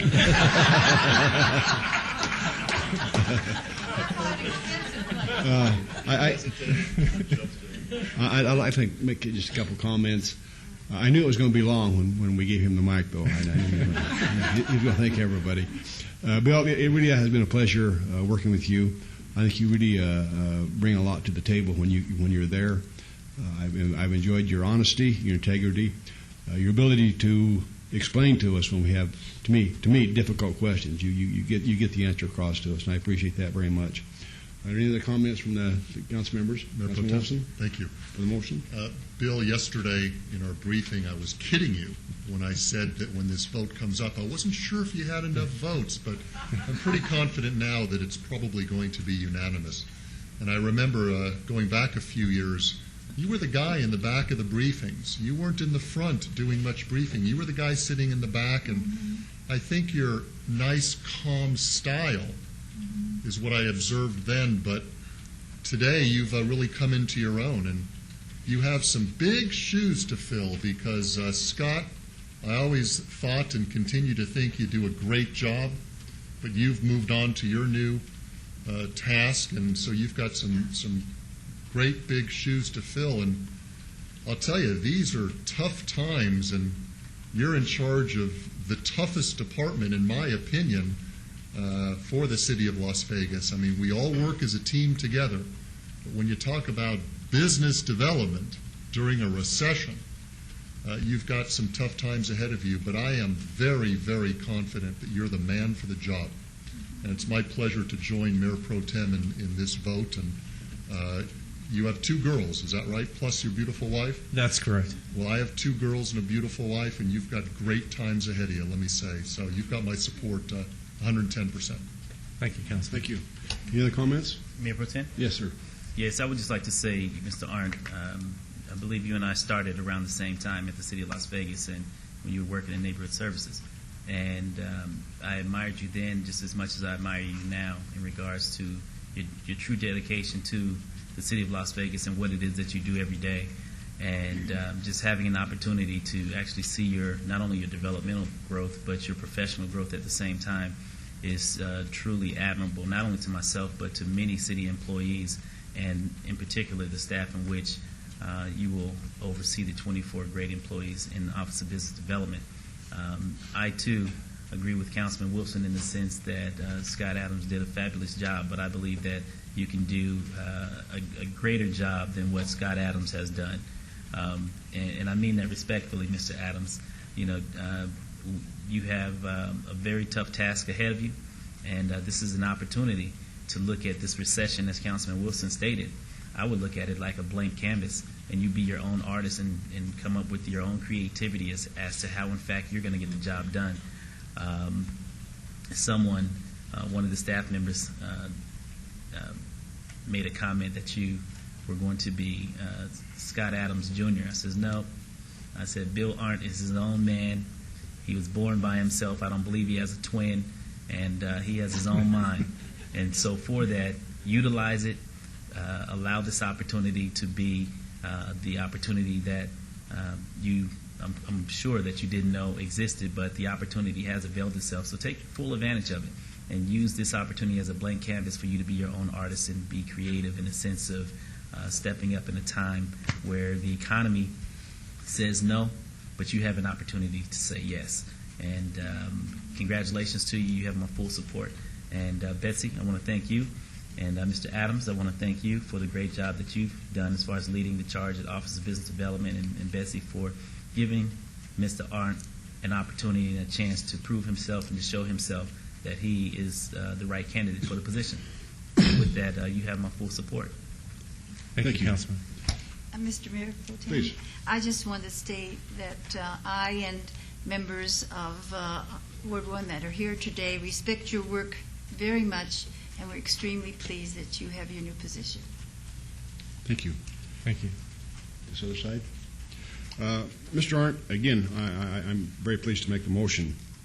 But again, for those of you that are not with the City of Las Vegas out in the audience and those that are watching at home, to me, the biggest milestone that we're seeing here today is one more time, we didn't go out on a national search for this very important position. We had somebody that worked for the City of Las Vegas that we could promote and put in this position like we try so hard to do with all of our employees that work hard and do those things that make the city a better place, a safer place for people to live. And so, Bill, with everything said today, it's my pleasure to make my motion to follow Betsy's recommendation to appoint you to this job. Any question on the motion? Let's cast our vote. Let's post, please.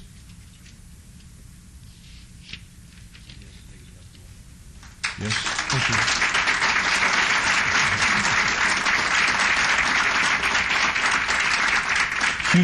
Hugo Cellar downtown is Bill. Hugo Cellar downtown is a very nice place to take your moment. I heard a good Cajun place. That's it. Item 40 is a discussion of possible action regarding the city's involvement in and support of the VFW Post 1753 2009 Veterans Day Parade. Request amount of support of $10,064. This is quite a lot less than what we've offered in the past. I think that they understand the reason why. Mr. Olivas. Good morning, Mayor Pro Tem, members of the council. For the record, Ted Olivas, Director of Administrative Services. The item before you relates to the 2009 Veterans Day Parade. As you know, we've been involved in this parade for many years. It's a wonderful and patriotic event. The parade is scheduled for November 11th, and the funding that we are requesting covers fees and labor for street cleanup, bleacher rental, showmobile rental, and some other miscellaneous costs. We have a short clip that we'd like to show you briefly, and then we have representatives from VFW 1753 who'd like to address the council.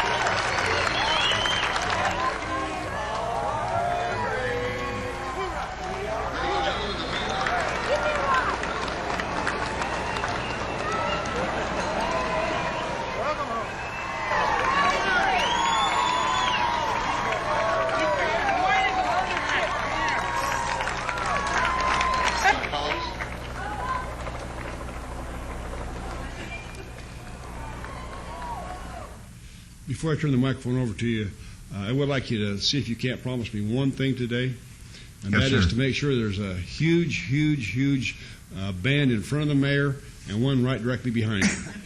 We have that covered, sir. Okay, thank you. Sir. Mayor Pro Tem, members of the council, once again, it's that time of the year, and I don't mean Halloween. And with me today, I've got the commander of the post, Leonard Wenson. I have our senior vice commander, Mark Christensen, and I'm Bill Stojak. I've been senior advisor to the parade and chairman, yada, yada. And we're well aware of the austerity in the budgets. What we've done this year is we're trying to do as we're used to do, and more with less. Well, it's great, and it is. It's a very enjoyable time for everybody that attends the parade. I get a lot of good reports back that people enjoy it. It's a huge turnout, and it's for an important cause. So, Commander? Well, what we have going here is one of the situations is we're a victim of our own success. That's true. As the parade gets larger, we are definitely the largest parade west of the Mississippi. That's been nationally recognized, and we're vying for first place in the country.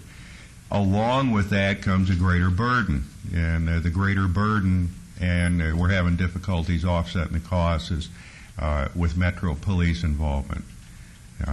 Although at our last pre-parade meeting we were given a compliment by everybody involved that we've got pretty much our act hardwired. Well, we put in the application in February 9th, so it takes a lot of work. It's not a last-minute spontaneous thing.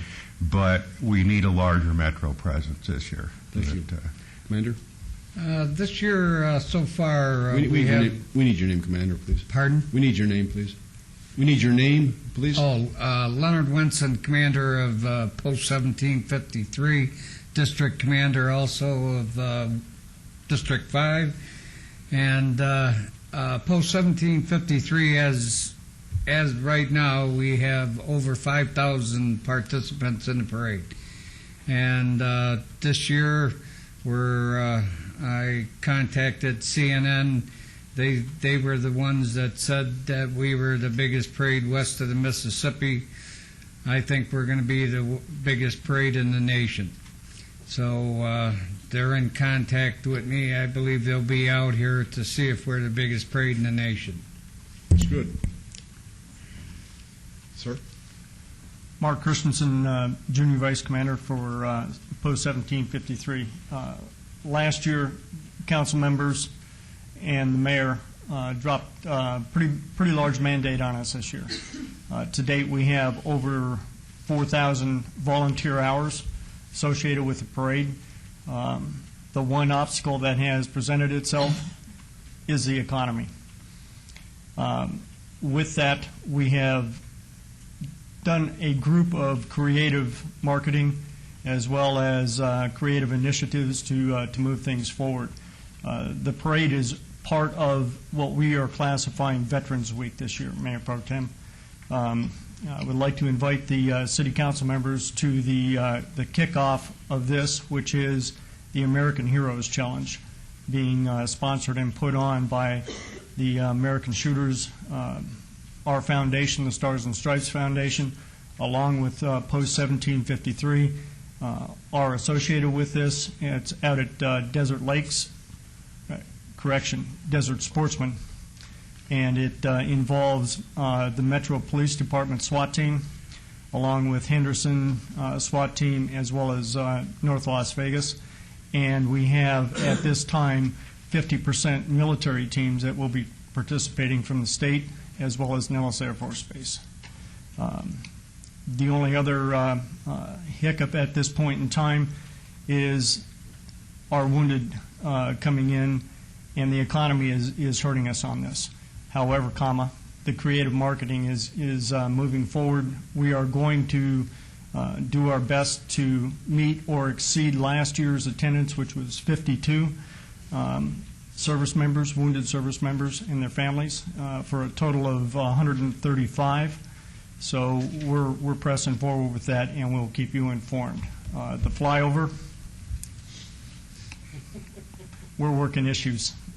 It looks as though we will not only have one but possibly two elements the Nevada Guard, and the Nellis Air Force Base pararescue helicopters.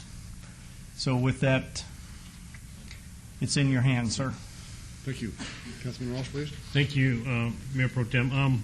The American Hero Challenge, do you have the dates on that? Or are you going to send us something? And tell us what that is, because if you've got military teams out there, you know, we need to have a council team, because I know a few of these folks up here could shoot guns. What is it about? Can you tell us that? Okay. And then I have one more comment. Yes, sir. The American Heroes Challenge, the proceeds from this will be going to the building of our Veterans Memorial and assisting local veterans in the Valley. The challenge is it's based on SWAT team / military tactics. It is a shooting and athletic event. Along with that, the majority of the teams are from our Valley. And we have special operations teams, Green Beret teams coming in from Los Alamitos as well as Fort Irwin. All right, I would submit, Mayor Pro Tem, with your permission, that the City Council be a strategic SWAT-type team also. And try our skills. Councilman Anthony, you still got it in you? I'm ready. Let's do it. What I will extend to you is this, my personal guarantee, the day before we are having a press day, if Councilman Ross, okay, the gauntlet goes down, I do have a set of kit for you. Okay. And I'd be more than happy to take you through the shooting events. And we have ammo. We have ammo. I think that would be great. Can Councilwoman, would you go with us? Absolutely. Well, good. Can you get us the information through the mayor? Yes, sir. Through the Mayor Pro Tem. Believe me. Well, this is a golden opportunity. The comment I wanted to make, council members and Mayor Pro Tem, is, you know what, and for folks in the audience and folks watching at home, that last year's parade was great. And you had, how many wounded warriors did you have? 52? 52, and that's sir. significant. And in the film clip you saw, of course, the mayor and the city council walking in front of that parade. That parade is about our heroes, our American heroes that serve this country, the men and women that dedicate themselves to doing that for our freedoms and for freedom all around the world. And that's significant and that's important. And we can't lose sight of that despite of what the economy looks like, despite of how much money's in the bank account. We've got to do things outside the box and do the best we can for the men and women that serve this country and continue to do so today. If I could take a moment on that, and I'm not sure if the council is aware of this. Based on our research, we have found out that Nevada is either number 1 or number 2 for their commitment for our National Guard and reserve elements out of this state. We have currently, pardon me, I thought I turned that off. We currently have 4 units from our National Guard deployed at any one given point in time downrange in Afghanistan or Iraq. Our reserve elements have been out there continuously since the onset of this conflict, or the 2 conflicts. And as we stand here today, Nellis Air Force Base has 40% of their active duty elements downrange at any one given point in time. So from my research, Nevada is either number 1 or number 2 for their commitment to these operations. And as Billy says, constantly, every day we're creating veterans. And Nevada stepped forward tremendously on that. And our citizen soldiers, our Reserve and National Guard, are making sacrifices daily to support this effort. Thank you very much. Any comments? If I can just make a little addition here, one of the other things we have that we put together to make this Veterans Week is Tuesday we have an appearance, book signings, et cetera, by a good friend of Sergeant Major's and mine by the name of John Caviani, who's a Medal of Honor recipient. John will be here in town. We're bringing in my former boss, Dick Marcinko, from SEAL Team 6 and Red Cell.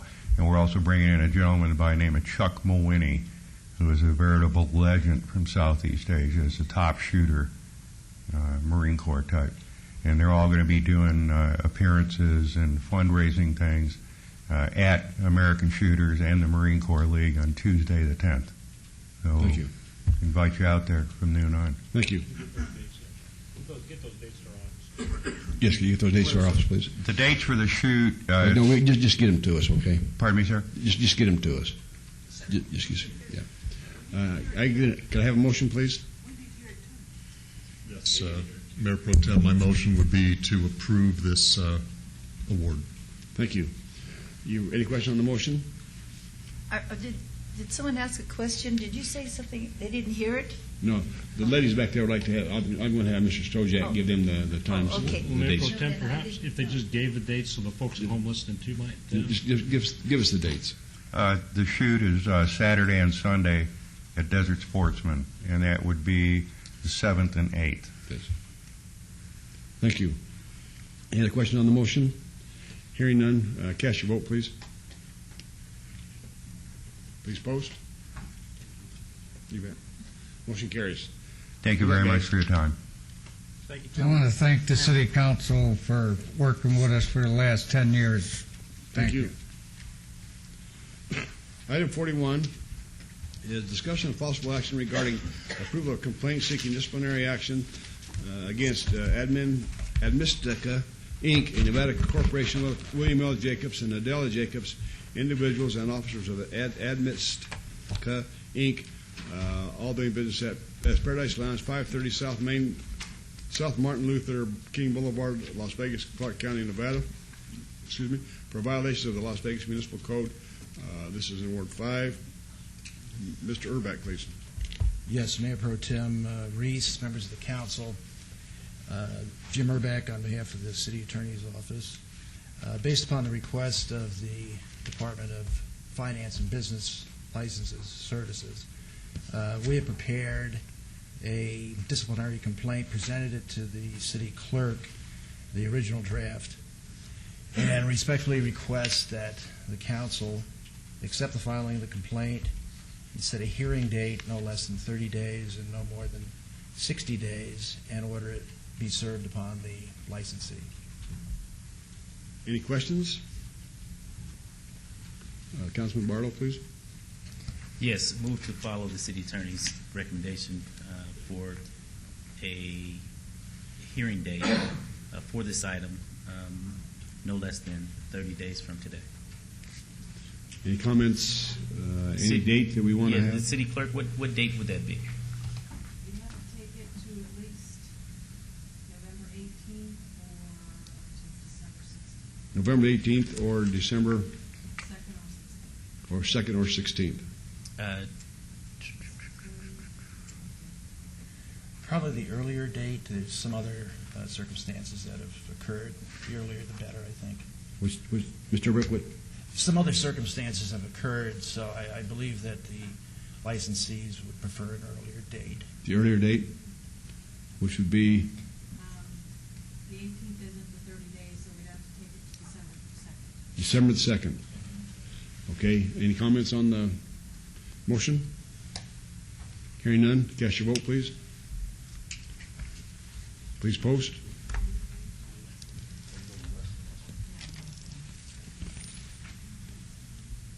Motion carries. Thank you. Thank you. Did you want to be heard, sir? Yes, sir. I am. Quickly.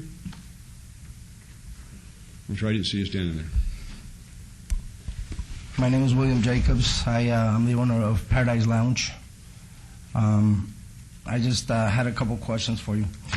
We received a complaint on Friday where they told us we had an emergency suspension of our license. Unfortunately, my attorney could not be here today because he's out of town in Chicago doing some legal stuff. Who do we have to meet to be able to discuss some of these things on the complaint? Because okay, you get with Mr. Urbeck right after this meeting. Mr. Urbeck, could you meet with him and give him this information, please? That's no problem. Thank you. Okay. Thank you very much. Thank you.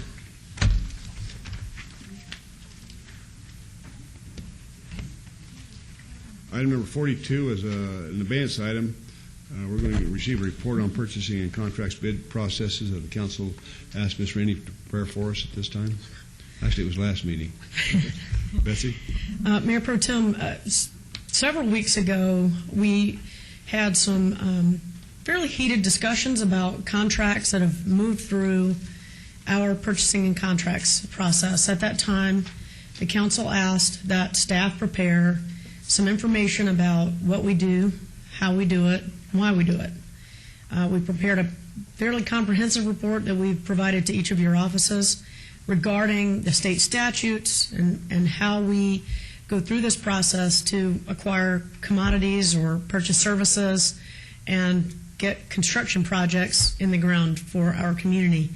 I've asked that Kathy Rainey and Jim Nichols, our new Deputy City Manager, provide you an overview of that today.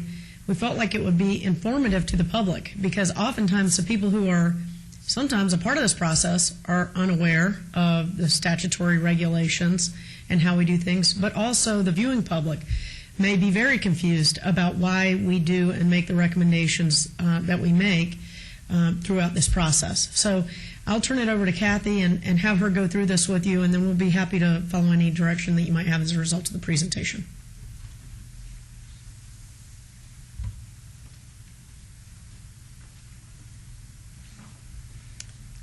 I'm Kathy Rainey, the Manager of Purchasing and Contracts, and I'll be glad to answer your questions as we go along, if you wish. Again, for the a little bit of background for the public. I wanted to just give you an overview of why the public purchasing laws exist. First of all, they are to promote competition, to ensure fair and level playing field among all of the qualified bidders, to safeguard our public funds from waste, fraud, and abuse, and to prevent collusion, kickbacks, and other types of graft. The City of Las Vegas is subject to the state laws. We can't pass our own laws for public procurement, so we are subject to the state statutes for both construction and for goods and services. Nevada law for goods and services requires that we bid all of our contracts that are valued at over $50,000. That would be an annual expense of over $50,000. And there are no bidder preferences permitted for goods and services except for recycled products. So there's no local bidder preference, there's no preferences for minority and women-owned contractors, and for public works construction, it requires that we bid contracts that are over $100,000, and for there's no preferences there for construction unless it's a local bidder preference for a contract over $250,000. So there's a lot of community activists right now that are actually saying that the City of Las Vegas has bidder preferences because of a resolution that was passed back in 1993. And I get calls in my office all the time talking about why does the City of Las Vegas have a preference. And we have a recently passed city policy that encourages our departments to quote from minority contractors for those things that are under $50,000. That is a city practice, but we still award to the low bidder, just for clarification purposes.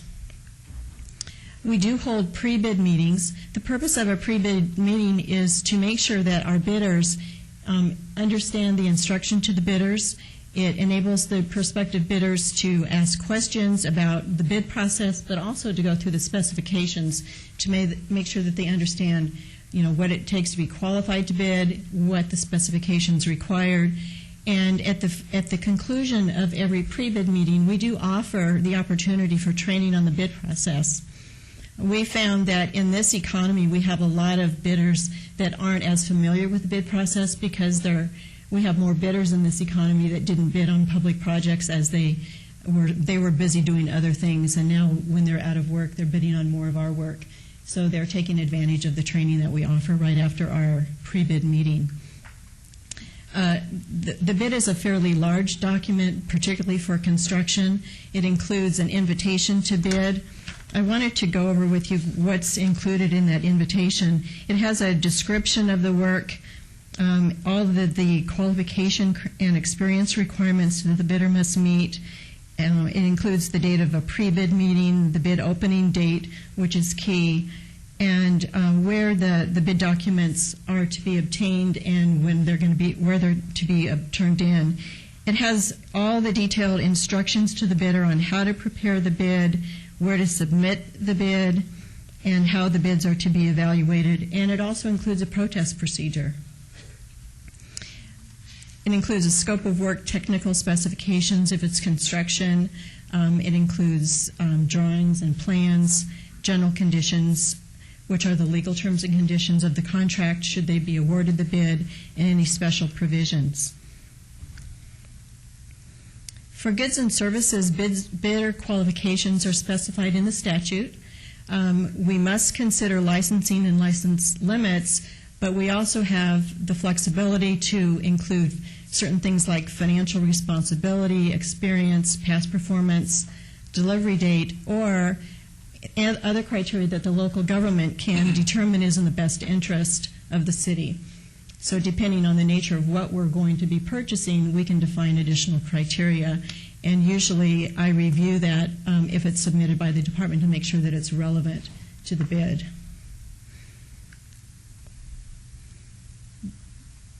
The bid evaluation and supplier selection process for goods is evaluated. Once the bids come in, they're evaluated by the purchasing and the contract staff, and we award to the lowest responsive and responsible bidder.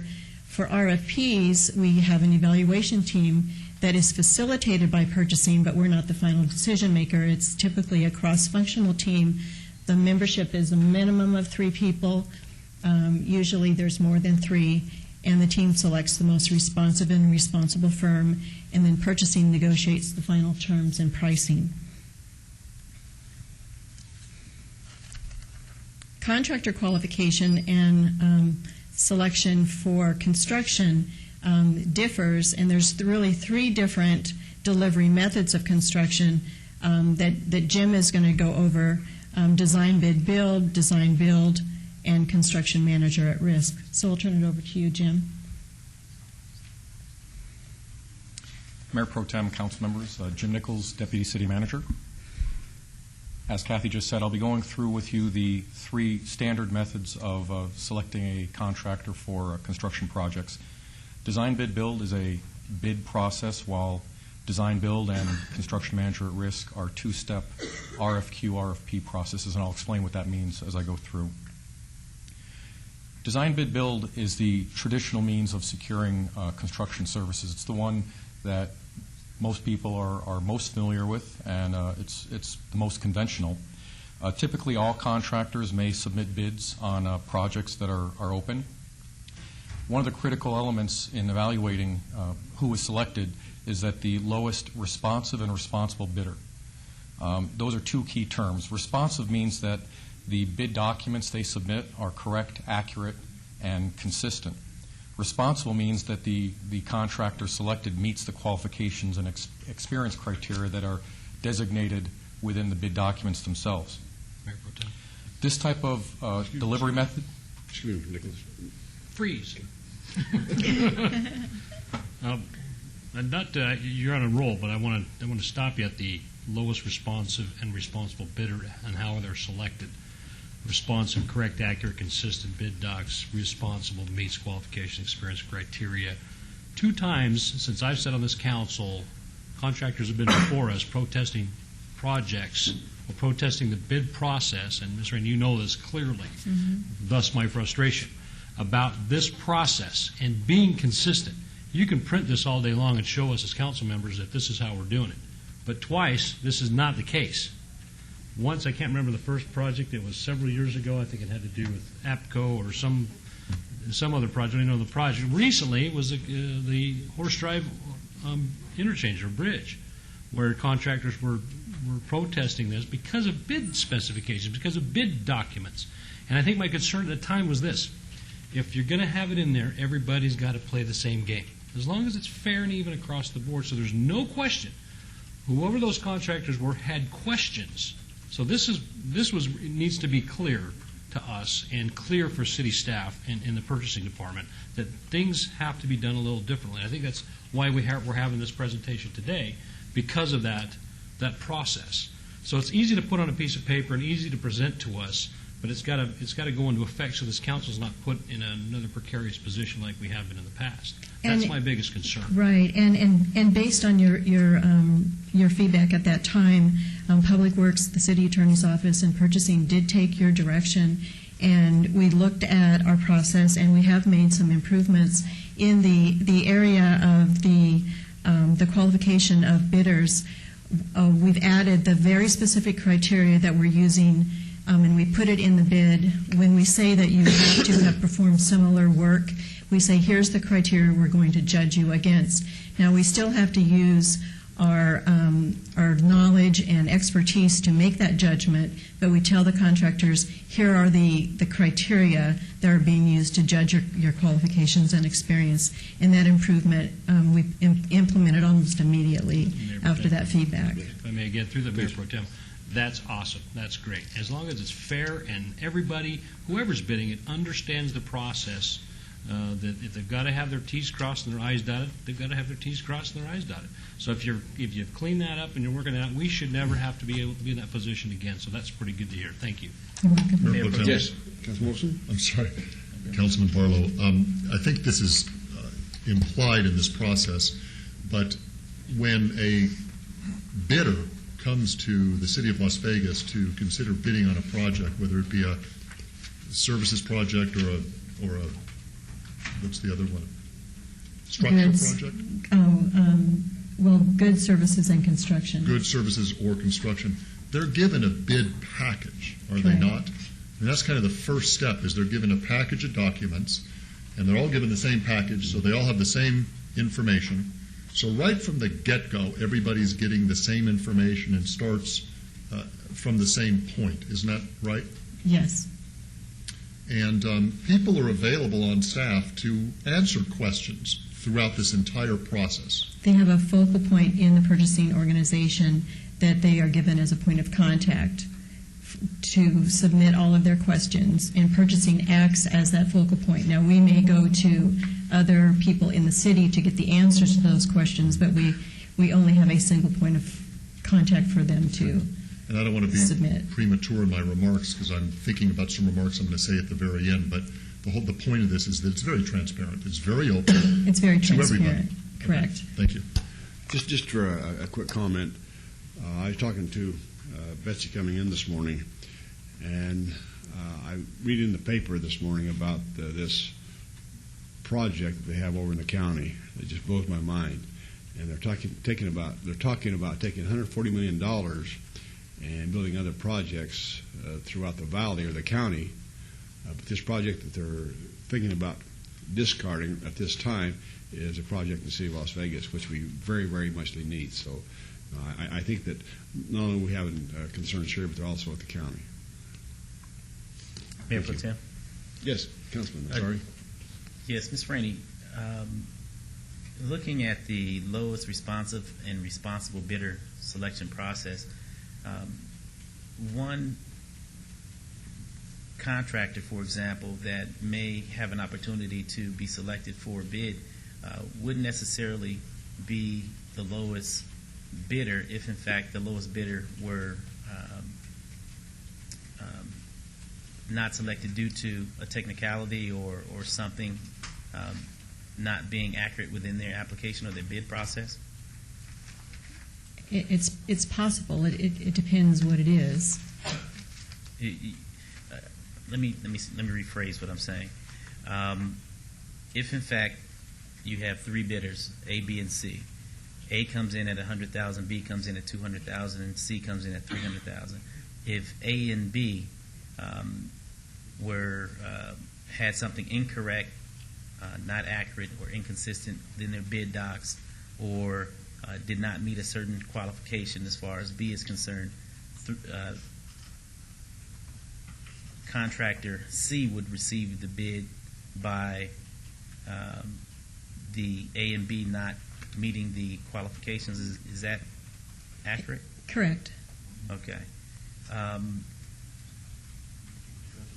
But I mean, you have to clearly have a reason to reject the low bidders, and it has to be based on the criteria that's in your bid, and your bid has to be in compliance with the statute. Okay. All three. Yes.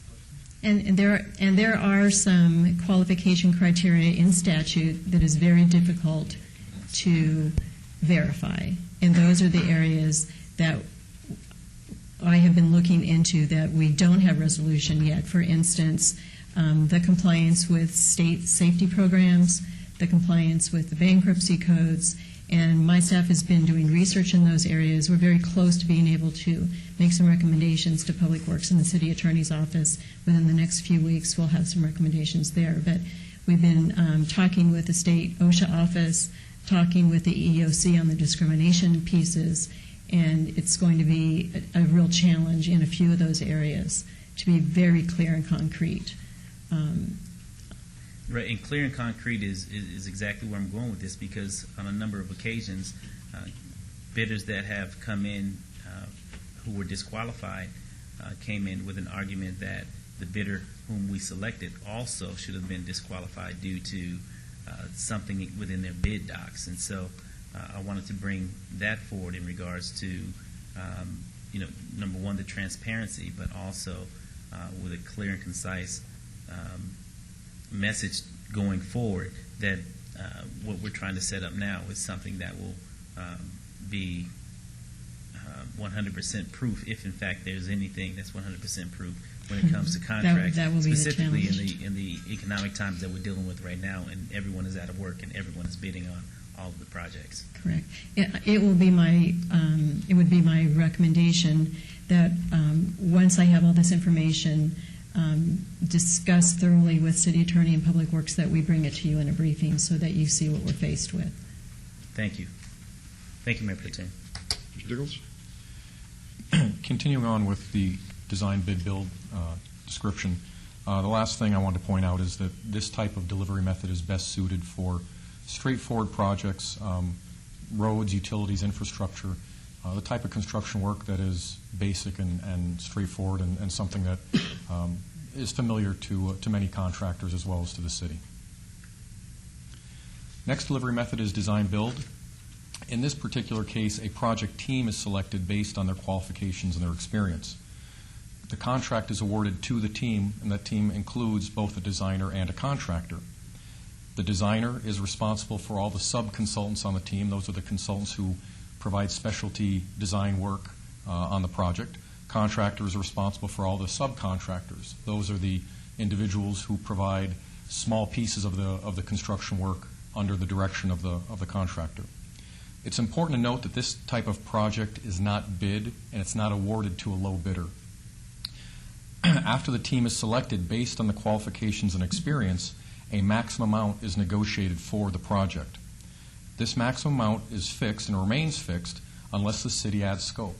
That basically means that once we have all agreed and set that dollar value, unless we as the client or as the customer add additional work to that project beyond what's already agreed upon, that dollar figure remains set in place. This type of delivery method is best suited for projects with significant construction work, but that's limited in the realm of the design and the engineering side. And the advantage to it is it can provide faster completion, and it definitely gives you surety of cost because, again, unless we change the parameters of the project, once you agree upon the dollars, you know exactly what you're spending. Final delivery method I wanted to review is construction manager at risk, sometimes called CMAR. In this case, a contractor and a consultant are selected, again, based on their qualifications and experience, but they're selected separately. And then the city partners them together to work as a team on the project, but both the contractor and the consultant are work directly for the city rather than working together as a single unit.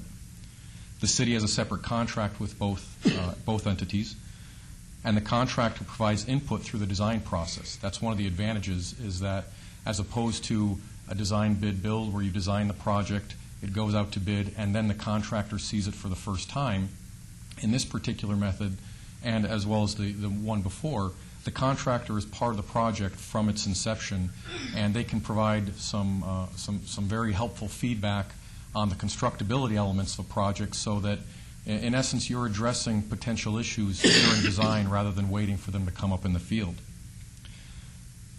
A GMP, or guaranteed maximum price, is negotiated during the latter part of design. So once the contractor has enough information to understand the parameters of the project, they can prepare a cost that, again, they will guarantee, and unless we increase the scope of the project, we have a set dollar figure that it will cost.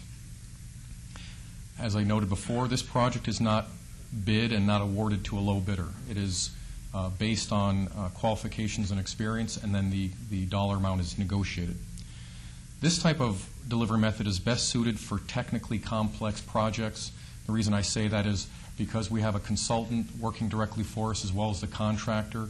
We have, in essence, both arms of the project work that are directly responsible to the city, and so as technical complexities come up, we have charge over that consultant and those design professionals who can work on our behalf. And as with the design-build process, this type of method can provide for faster completion and surety of cost for the project. If I may, Mayor Pro Tem. You bet. Just for purposes of educating the public and the viewers, the new Performing Arts Center is being built under which process? CM at risk. Okay, the last one that Jim detailed. Correct. And the potential future new City Hall project is under what process? CM at risk. Yeah, they're both under the same process, and that was the latter one that Jim discussed. Correct. Thank you. And Freedom Park Big League Dreams is design build. Thank you. Councilman Anthony? Yeah. Could you explain how you select the team members or the project coordinator for this design build and CMAR so that it's fair, impartial, everybody gets a shot at it? How do you select the team members for a project like that? The team members for the design and contractor team members, or the team members on the city who review the those design submittals? and contractors, the outside folks. How do you select those? Oh, it's a competitive process specified in the statute. So it's solicited through advertising, and just like you normally do in a request for proposal, it's a two-step process. So the city would advertise for those that are interested, and the qualifications are in the advertisement. And so it's for design build, you have a design professional and a contractor that team together to submit a proposal. And on the city side, you've got a cross-functional team that evaluates those proposals. And it's a very proceduralized process that's in the statute that has to be followed. And then there's a second step where the finalists have to submit a final proposal. Great, thank you. You're welcome. Thank you. Training? Next, I just wanted to briefly cover the protest process. It's established in 332 for goods and services and in 338 for construction. In addition, Council in 2004 passed a resolution that proceduralizes in more detail the protest process. Basically, there is a written statement that the contractor or the supplier must provide to the city that says what provision of the law was violated, a bond in an amount equal to either lesser of 25% of the bid or $250,000 must be accompanied with the letter that is submitted protesting our recommendation for award. For construction, that notice of protest and the bond is due within 5 days after bid opening. For goods and services, the notice of protest and the bond is due in the time frame defined in the bid document. I put together just a few statistics, just going back a couple years, that shows you the number of competitive awards we've had, awards other than to the lowest bidder, the number of compliant protests, and protests where the City of Las Vegas prevailed, meaning we had either your support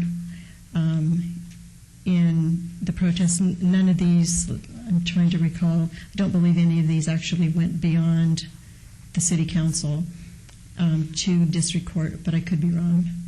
And what I call non-compliant protests, where people did not follow the protest procedure and either went directly to, say, the city manager's office, to the council, did not submit the protest procedure.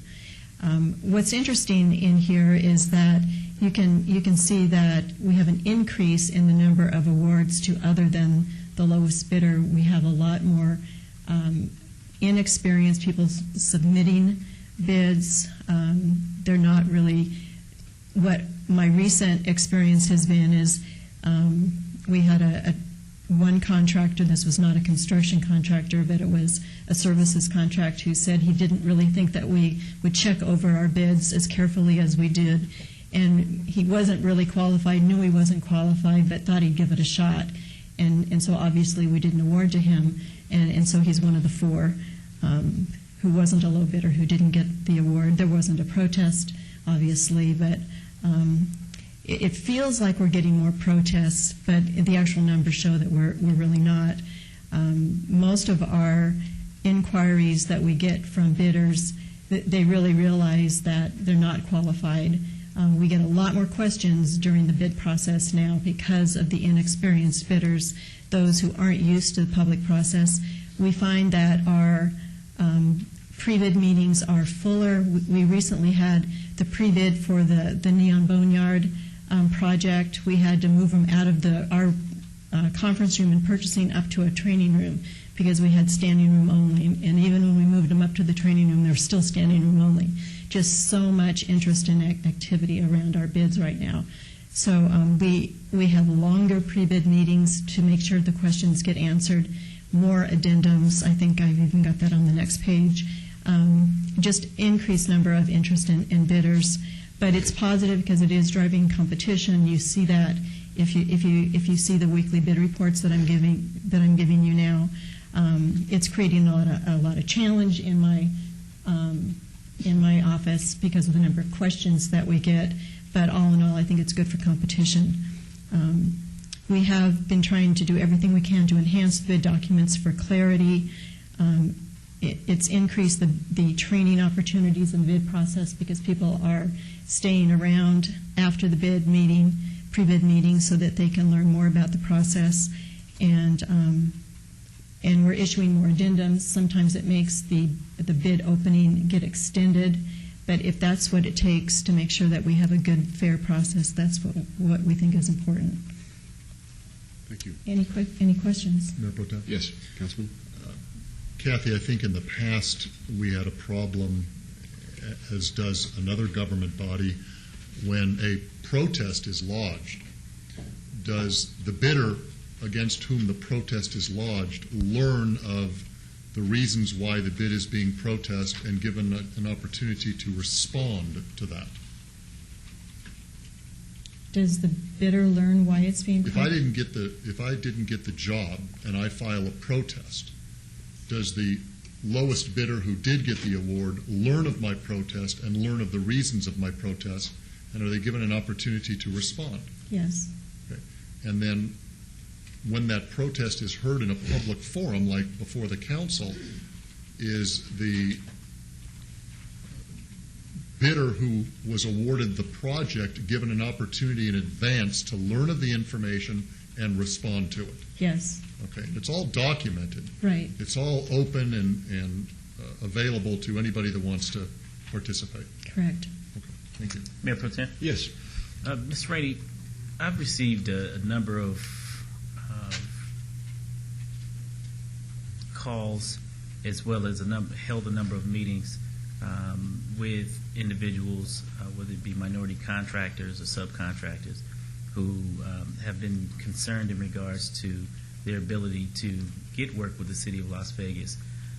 Do we keep track of how many bids are awarded, for example, to minority firms? We've been tracking our minority contracting since 1993, and so we do track all of that information. And what percentage of that would you, as far as the bids that have been submitted on behalf of the City of Las Vegas, have been awarded to minority groups? We typically track dollars spent. We also track awards. I know the dollars spent averages around 10 or 12% per year. The policy that I talked about earlier, where we're trying to increase the what I call the discretionary spend, those that aren't formally bid, We're trying to increase that dollar spend by getting the departments who make the sourcing decisions on lower dollar spends. With that policy, we're requiring that at least one of their quotes be to a minority or woman-owned business. But that's the 50,000 and below that you. That's referenced. 50,000 and below. With Well, I'm in particularly concerned about the 50,000 and above, the larger Right. contracts. Well, we do track it. We can't do a set aside or a preference, and we've been at a fairly constant run rate for quite some time, anywhere between 10 and 12% of our spend. Are you familiar with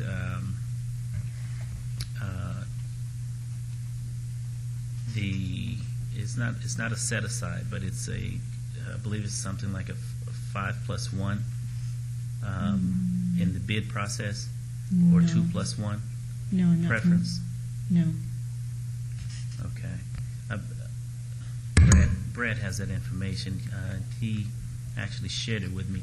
I would like to speak to you further about that.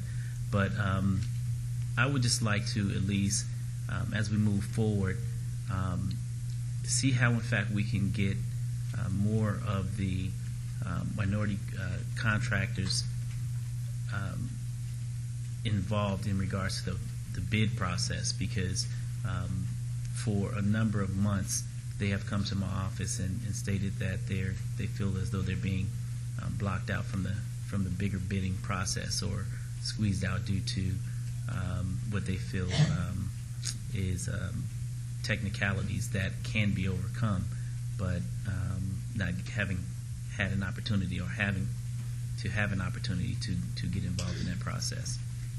We had a very successful outreach a week ago where we had the best turnout we've ever had. We had over 90 minority and women-owned business suppliers attend, which is the largest turnout we've ever had at any of our workshops. And that was at East Las Vegas? Correct. Okay. And the intent was to bring the minority and women-owned business community more in touch with their process on how to register with us, how to and have them meet face-to-face with the departments who they would do business with, because that's been one of the areas where our focus group meetings that we've had with the business community has been that the tendency is that departments who make the decisions do not give them the opportunity, that they just keep on doing business with who they always do business with. And that was another complaint, that Correct. the city, with the smaller contracts, only continue to do business with the same vendors time and Right. time again, and not sharing the opportunity for other women and minority groups to get involved in on that process. So how can we diversify that even more, so that we can spread it around a little bit more, specifically during a time where everyone is in need, and traditionally the smaller firms who are capable of getting the bid and servicing a city contract are squeezed out by the larger firms, who not only have an opportunity to bid on the bigger contracts, but now due to the fact that those bigger contracts are no longer in place due to where we are in the economy, they're bidding on the smaller projects, and they're receiving that bid as well. Right. So how can we create a balance here for the smaller, who of course can't compete, against the larger firms? Exactly right, and that's why the format of this outreach was designed in a different fashion to bring them closer to the people who make decisions. We're also working with Public Works for their SOQ process, for their professional consulting engineers, for architects, engineers, construction managers, and so forth, to do a completely different type of outreach for professionals in that area, for professional services. And that will be going on in December and January timeframe, to outreach to those professionals that haven't been involved in the process in the past. Okay, I appreciate that. Thank you. You're welcome. Councilman Ross?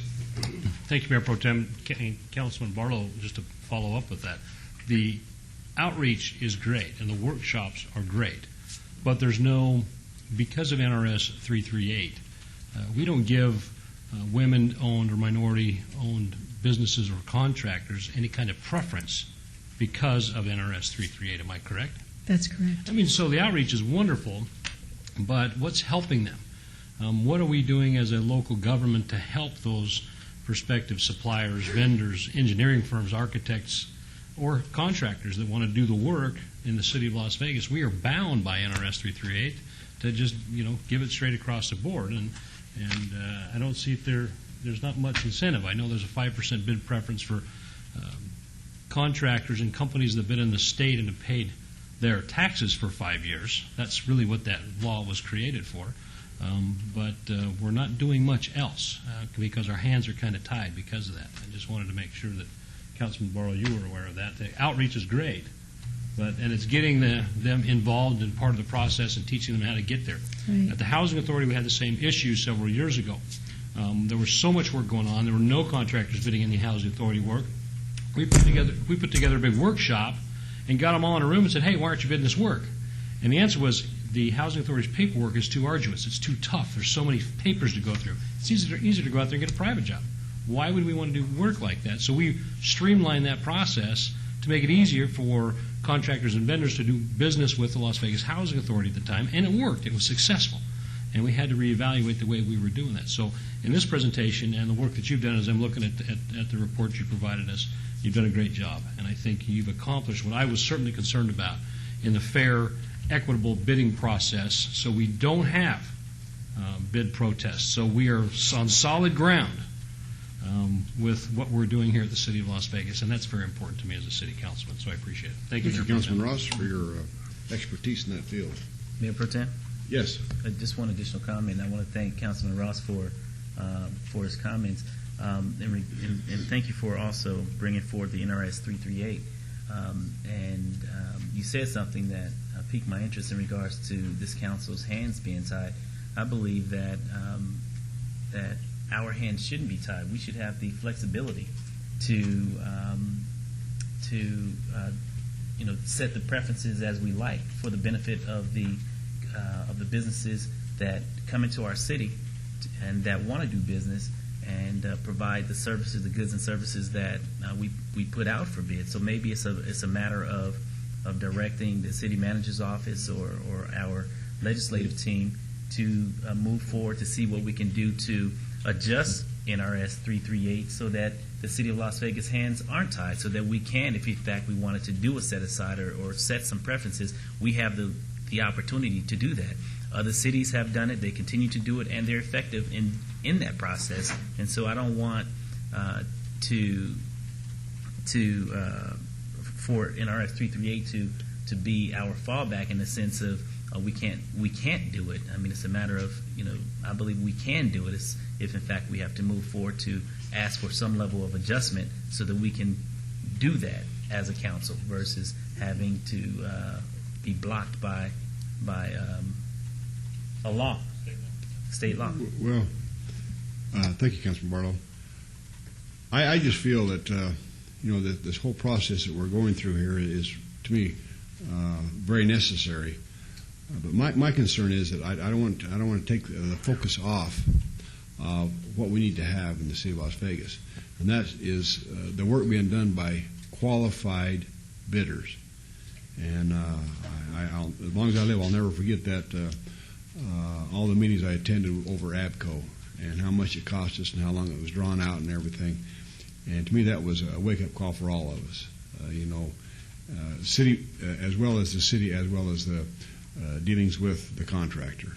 And I just hope that when we do award these bids, that we have different kinds of recourses that we have than going to an arbitrator or whatever when there is a problem with the award after it's bid and awarded and the project is built.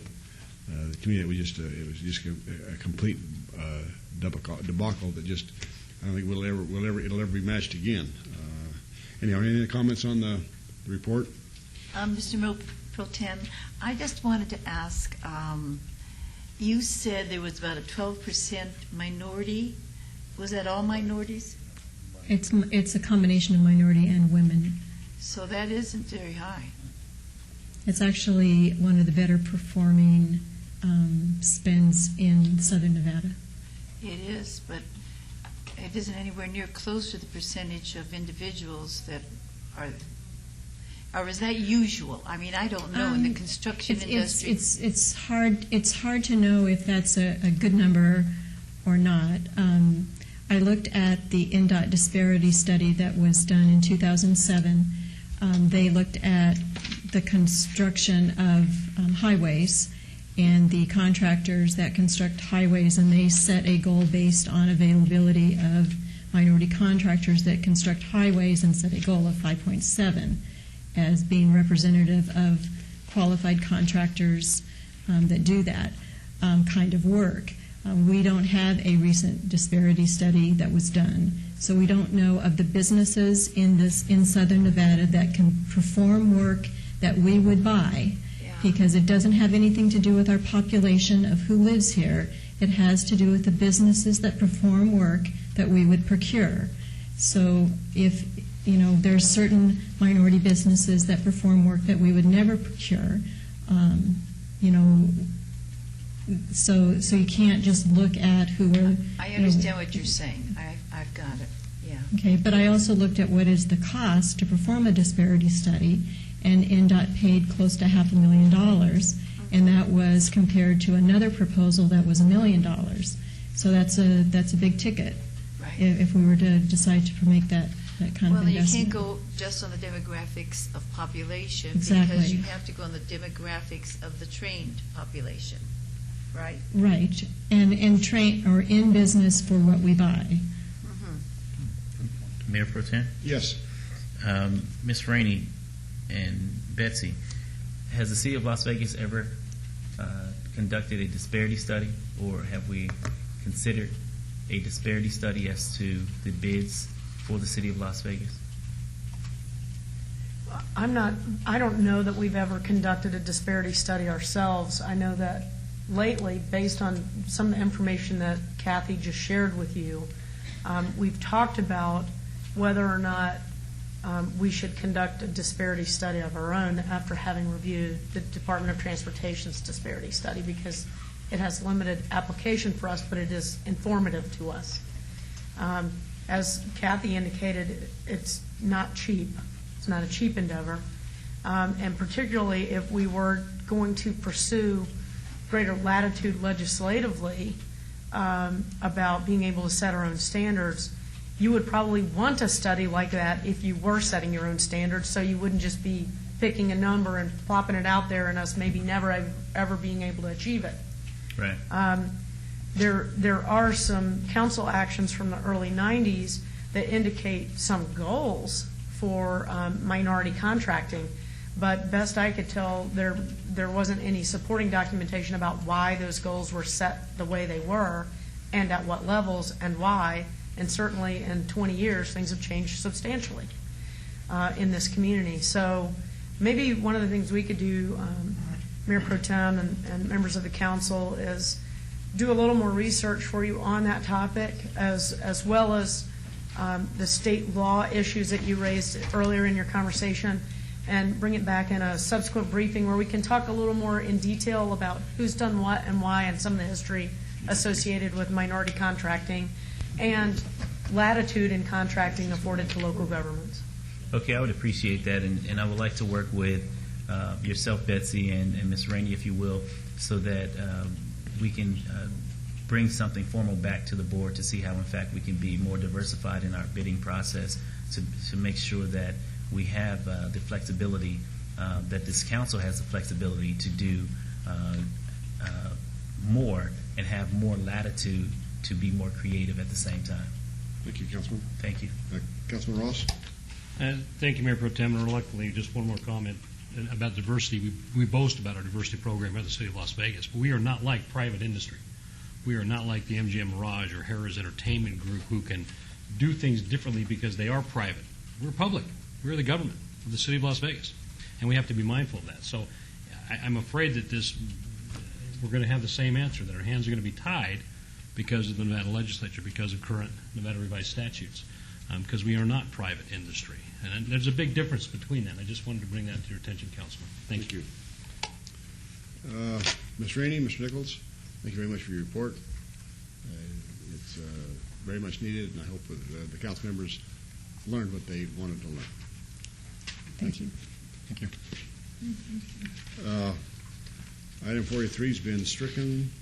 Item 44 is going to be trailed to the afternoon session with 81.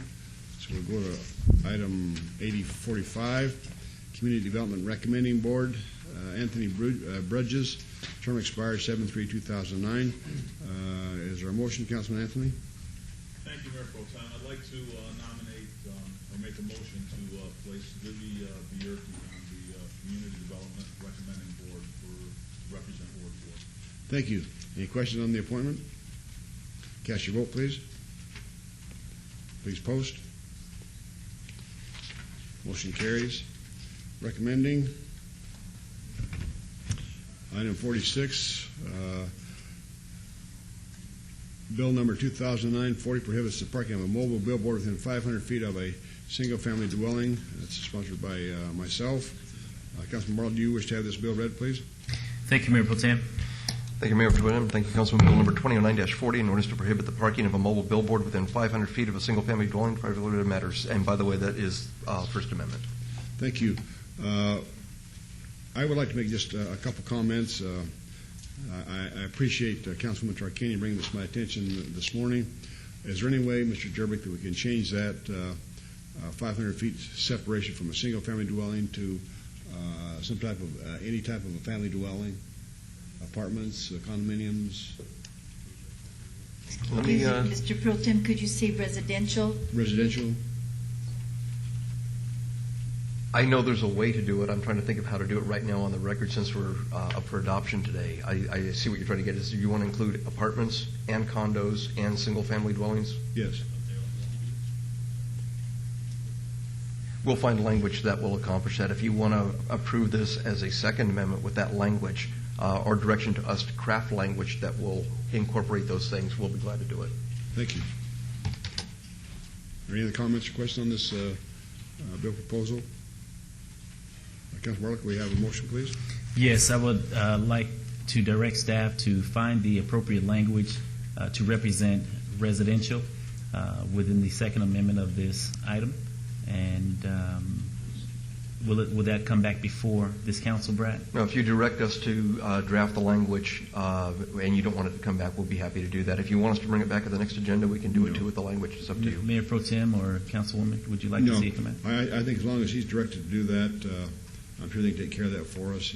Councilman Tarkanian just had a concern about the single-family dwelling. I never even thought about that when I looked at the bill. It really needs to be any residential area. Mayor Pro Tem? Yes, sir. I'm sorry. When you look in the backup under purpose and background, the second sentence says the bill is intended to help protect the quality of residential neighborhoods. Yes, yes. So I think the intent is there. Yes. Right. Just to let you know on the record, one of the discussions that I had with Mr. Steed when we were drafting the bill was how to define this in a way that a person who had a mobile billboard would know whether they were legal or not legal and where they parked it. We thought of zoning categories at first, residential zoning categories, but nobody knows zoning categories when you drive around a town, but you know a house when you see a house. So what we will do is we will include language based on Councilman Barlow's motion that would include condos, apartments, and single-family dwellings. Thank you. Thank you, sir. That would be my motion at this time. You've heard the motion. Any questions? Hearing none, cast your vote, please. Please post. Motion carries. Items 47 through 50, Bill Z 2009-2 and 2009-41 through 2009-43 are eligible for adoption at a later meeting. We move on to new bills. New bills, item 51, 2009-44 will be heard at the recommending committee meeting on Tuesday, November the 3rd, 2009. Mr. Jerry, could you please read the bill? I'll be happy to. Bill number 29-44, in orders to require that dogs and cats over the age of 4 months be spayed or neutered except under specified circumstances, to require the microchipping of animals before they can be recovered from impound or adopted, and privately related matters. Thank you, Mr. Jerbick. You have a new member sitting there of the city family. Could you want to introduce him to us at this time? This is Jim Kavanaugh. He just joined our office about 2 weeks ago. He's been joining us for our morning session to kind of observe the proceedings and see how things work down here. So, meet Jim Kavanaugh, new member of our litigation team. Welcome, sir. Thank you. I'd like to assign the council members the new bill to Councilman Barlow and Councilman Anthony. You guys going to be available? City Clerk, what is the date of the next recommending? November the 3rd. Yes, I'll be available. Thank you. I will assign them to you guys. I think we're in good shape. We have this meeting adjourned until 1 o'clock, prompt. Thank you, guys.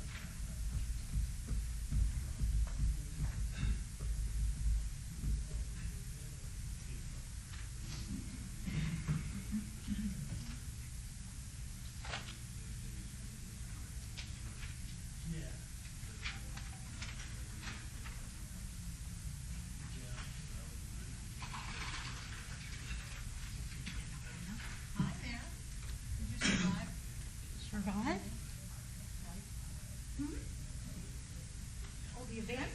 Yeah. All of us invading your house? Oh, yeah. Are you kidding? We were easy. We were easy, huh? Absolutely. Did the dogs have a good time when you finally let them out? Yes. No more whining? Poor baby. I want to know when they got whining down.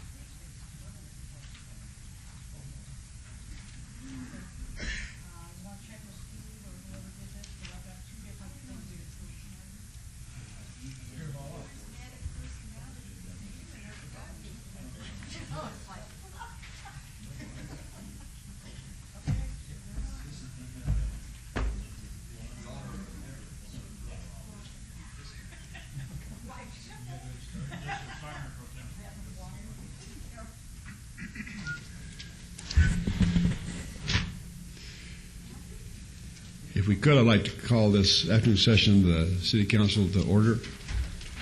Do we have an attorney here? Yes, we do. First order of business today is to excuse our illustrious mayor who is traveling abroad. He's over in London representing the Commission Authority, which he sits as a chair. I guess we're having a new flight directly from London to Las Vegas 4 or 5 times a week, and he's over there. Maybe he's going to fly back on it. I don't know. That's where the mayor's at today. We'd like to excuse him.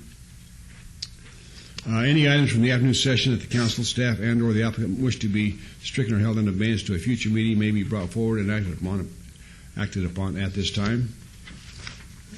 Councilman Wolfson, please. Thank you, Mayor Pro Tem. It's my understanding the following items fall into that category. Item number 68, SDR 34469, applicant owner Cardan Lindell North LLC on 4.01 acres at 5550 West Sahara Avenue. The request is that it be tabled. The request is by the applicant. Items number 69 through 71, GPA 34792, zoning 34793, and SDR 34794, applicant owner George T. Lopez. Contractor's plant, shop, and storage within an existing office and warehouse development with perimeter razor wire at 2222 West Bonanza Road. The request is for an abeyance to the November 18, 2009 meeting, a request by Councilman Barlow. Item number 79, SUP 35468, applicant Verizon Wireless, owner Teddy Enterprises, LP, installation of 9 antennas on an existing 110-foot wireless communication facility at 3441 West Sahara Avenue.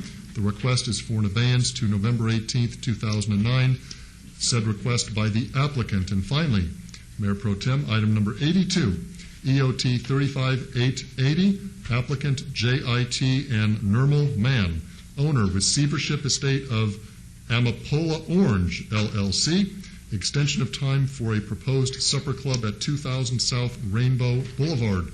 The request is by the applicant for an abeyance to November 18, 2009, and my motion will be consistent with those items as read. Thank you. How do I do?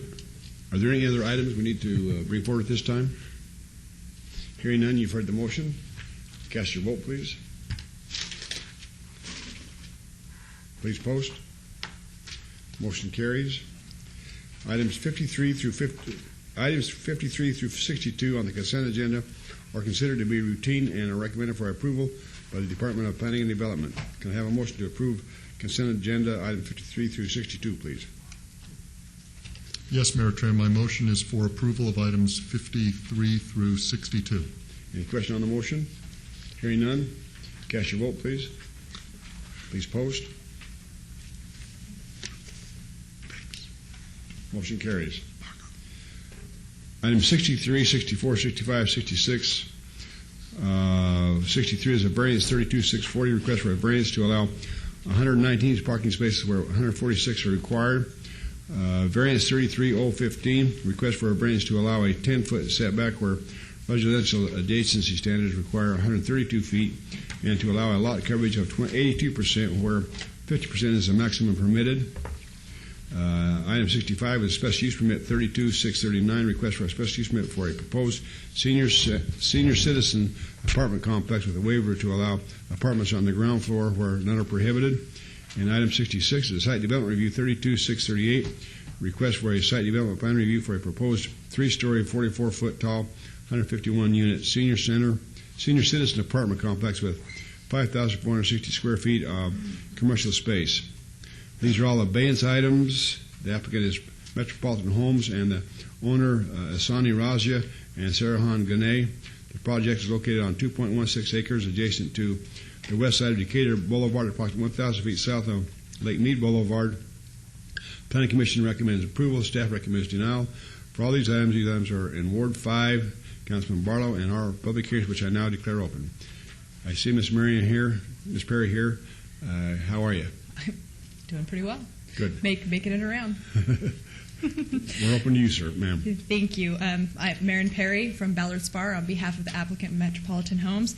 My understanding is that these items have been before you, and it was held when Bill was here 2 weeks ago just to get some clarification on some conditions. It's my understanding that's all been taken care of. If there are no questions, I will respectfully request that you follow the Planning Commission's recommendation of approval. Thank you very much, Ms. Perry. This is a public hearing. Anyone wish to speak on these items? See no one, we'll close the public hearing. Councilman Barlow, your pleasure, please. Yes, Mayor Pro Tem, and you are accurate. Some last-minute items came up in regards to the depth of the driveway entrance, and since the abeyance 2 weeks ago, Public Works have met with the applicant in regards to addressing the depth of the stacking of the vehicles, and I believe everything is in order. And if, in fact, it is not, I would like to hear from Public Works at this time. Mayor Pro Tem, Councilman, everything is in order. Thank you. Okay, with that being said, I would like to move to follow staff's recommendation for approval of this item. Planning I'm Commission's sorry, not recommendation. staff. Planning Commission's recommendation for approval. Thank you. Subject to the conditions by staff. And I believe planning has a question or comment in regards to this Mayor item. Pro as well. Tem and Councilman, just one change with the revised plans. We would add the condition that this approval is to allow 103 parking spaces where 112 spaces are required. That would be an added condition. Okay. Do you have any comment in regards to that?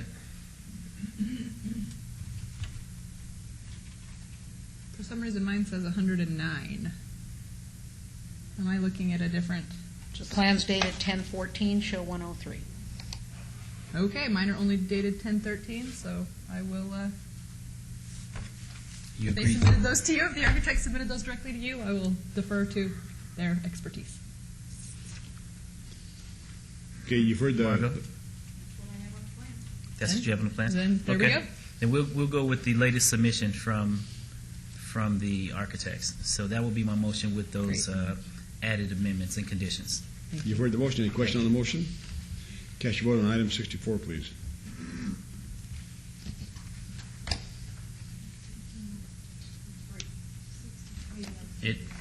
I'm sorry, 63. 63. That was 63. I'm sorry. Yeah, item 63. Motion carries. Item 64.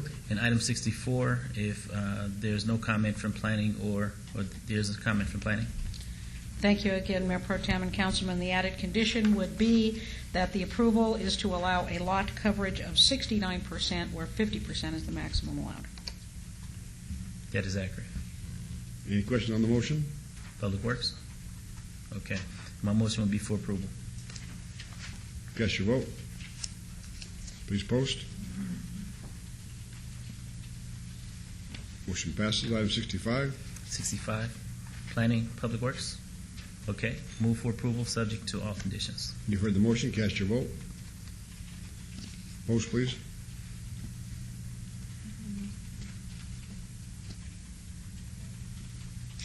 Motion carries. Thank you. And item 66. Move for approval, planning. Thank you, Mayor Pro Tem and Councilman.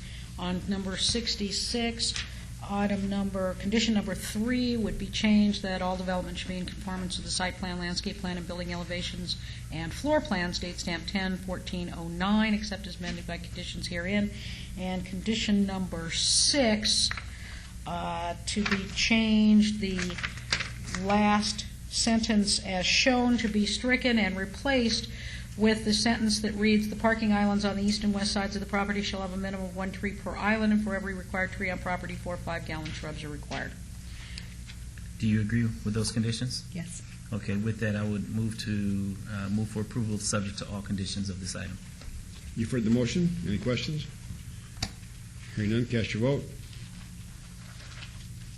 Please post. Motion carries.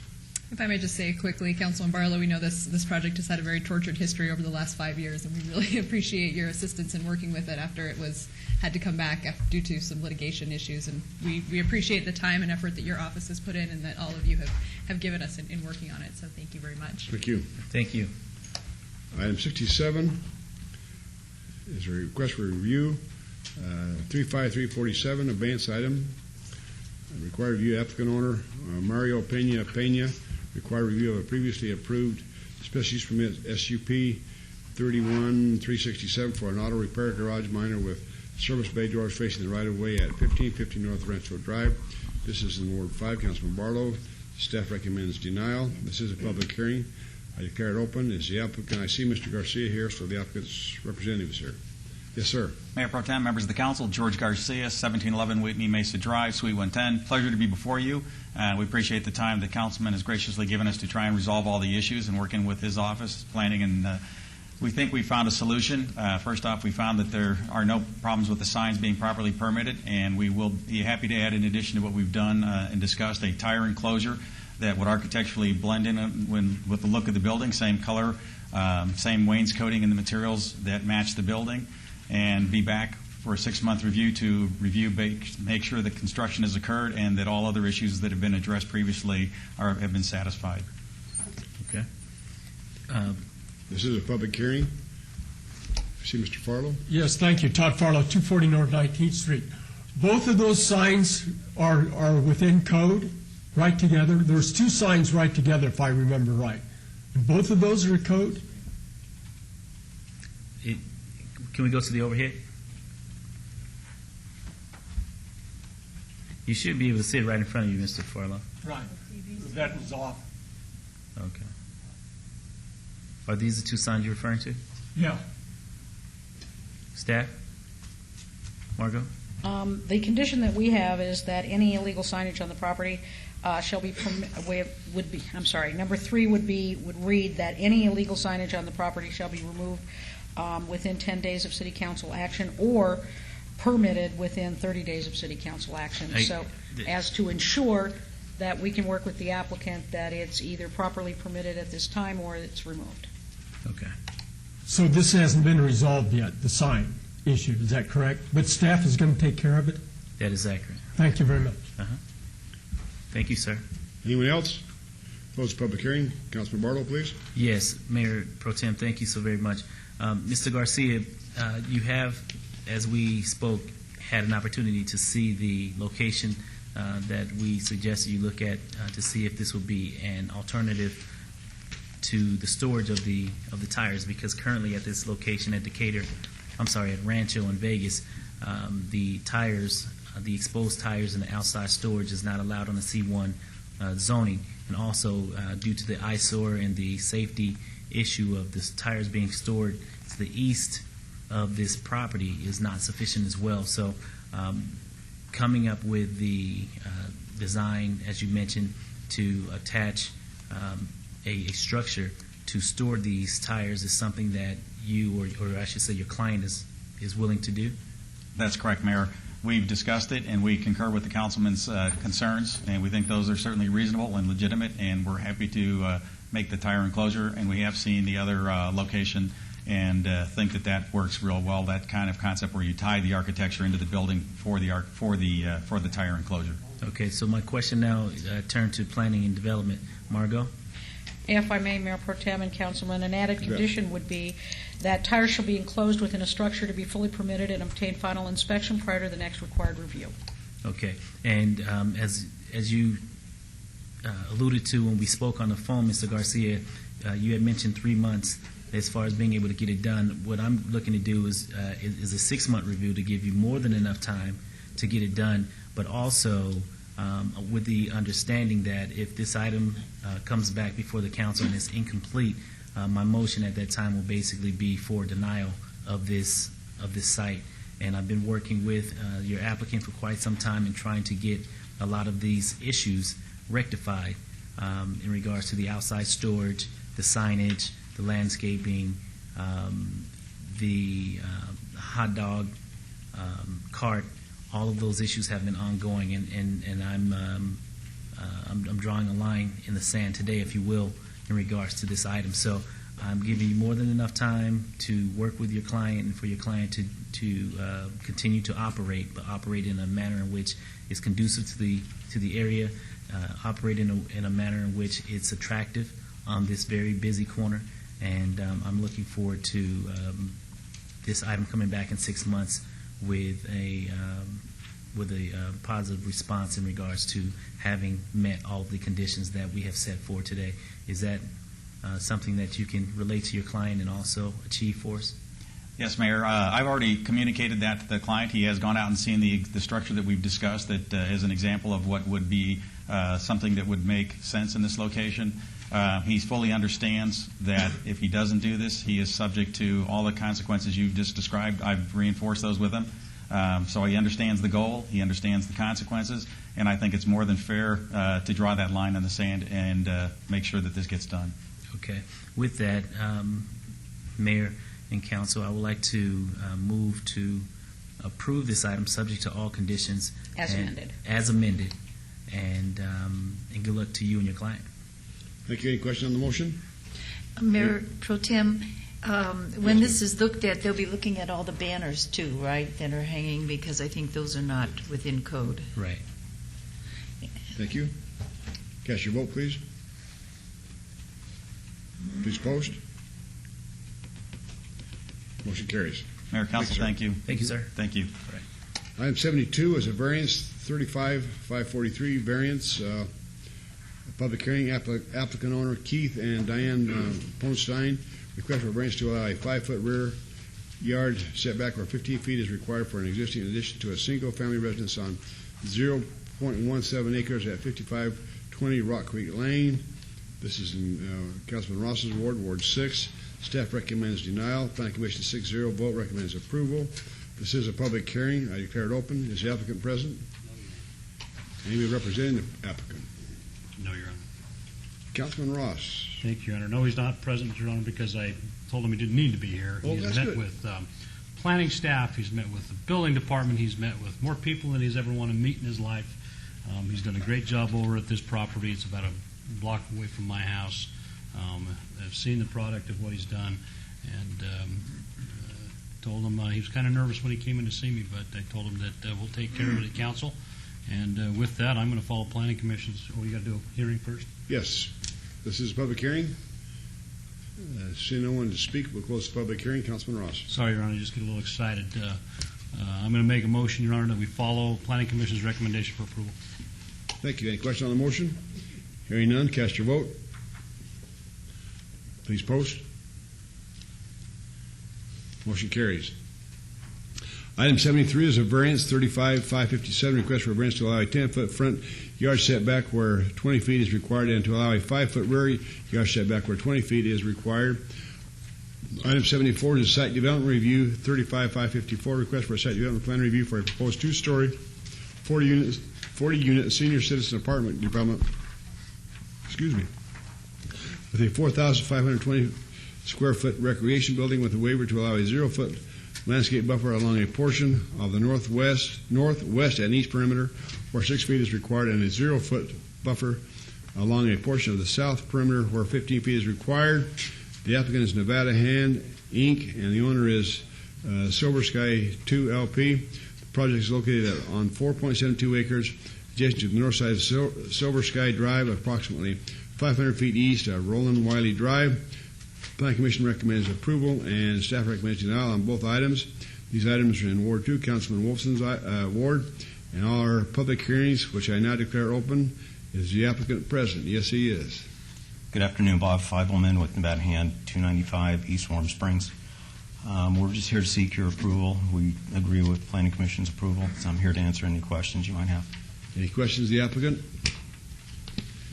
Hearing none, this is a public hearing. Anyone wish to speak on these items? Seeing no one, will close the public hearing. Councilman Wolfson, what's your pleasure, please? Thank you, Mayor Pro Tem. Bob, why don't you just give us an overview of what you're doing here? The Silver Sky is the only affordable senior assisted living facility in the city of Las Vegas. You're expanding it, but tell us what you're proposing to do. What we've got is, this is where our existing assisted living facility is. This is the new 40-unit affordable housing project. That's a tax credit deal. And this is a 80-unit HUD project. And what we're here today really just because we had to do some minor lot line adjustments caused by the different ownership entities in the property. But this will complete the campus with a rec building in the middle with a swimming pool for everyone to use. Basically, it'll be an expansion of the facility to give further amenities to the current residents. Is that a good way of putting it? And new better than I residences. put it, yeah. Okay, well, you know what I think about this facility. It's a fantastic facility in Ward 2. I think for the last 2 Thanksgivings in a row, I've gone out there and helped these folks with some lunch, so I'm all in favor of this project. So my motion is for approval on item number 73. Any questions on the motion? Hearing none, cast your vote, please. Please post. Motion carries. Same motion on item number 74.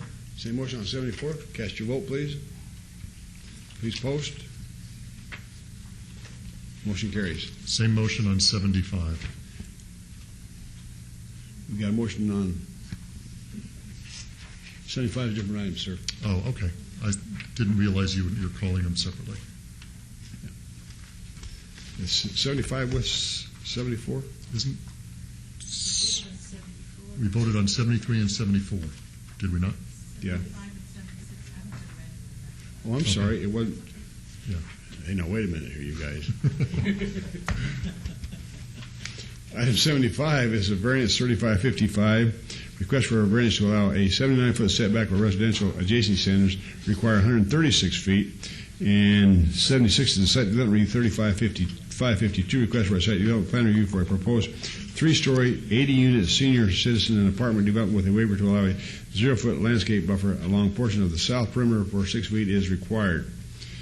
Okay, 75, please. We got a motion for approval of item 75. We do. Any questions on the motion?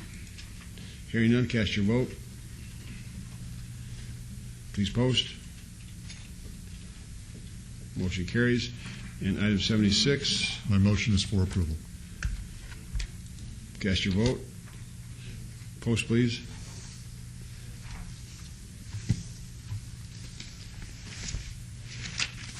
Motion carries.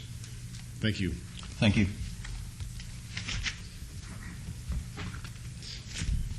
Beverly, you guys are dead.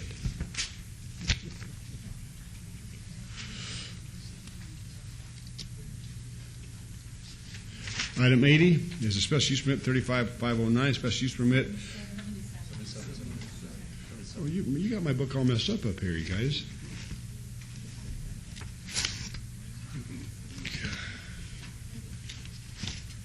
Sev- 77 is special use permit 35420, request for a special use permit for a proposed auto parts accessory sales and service. Item 78 is a site development review 35419, request for a site development plan review for a proposed 5,900 square foot addition to an existing 8,928 square foot auto parts store.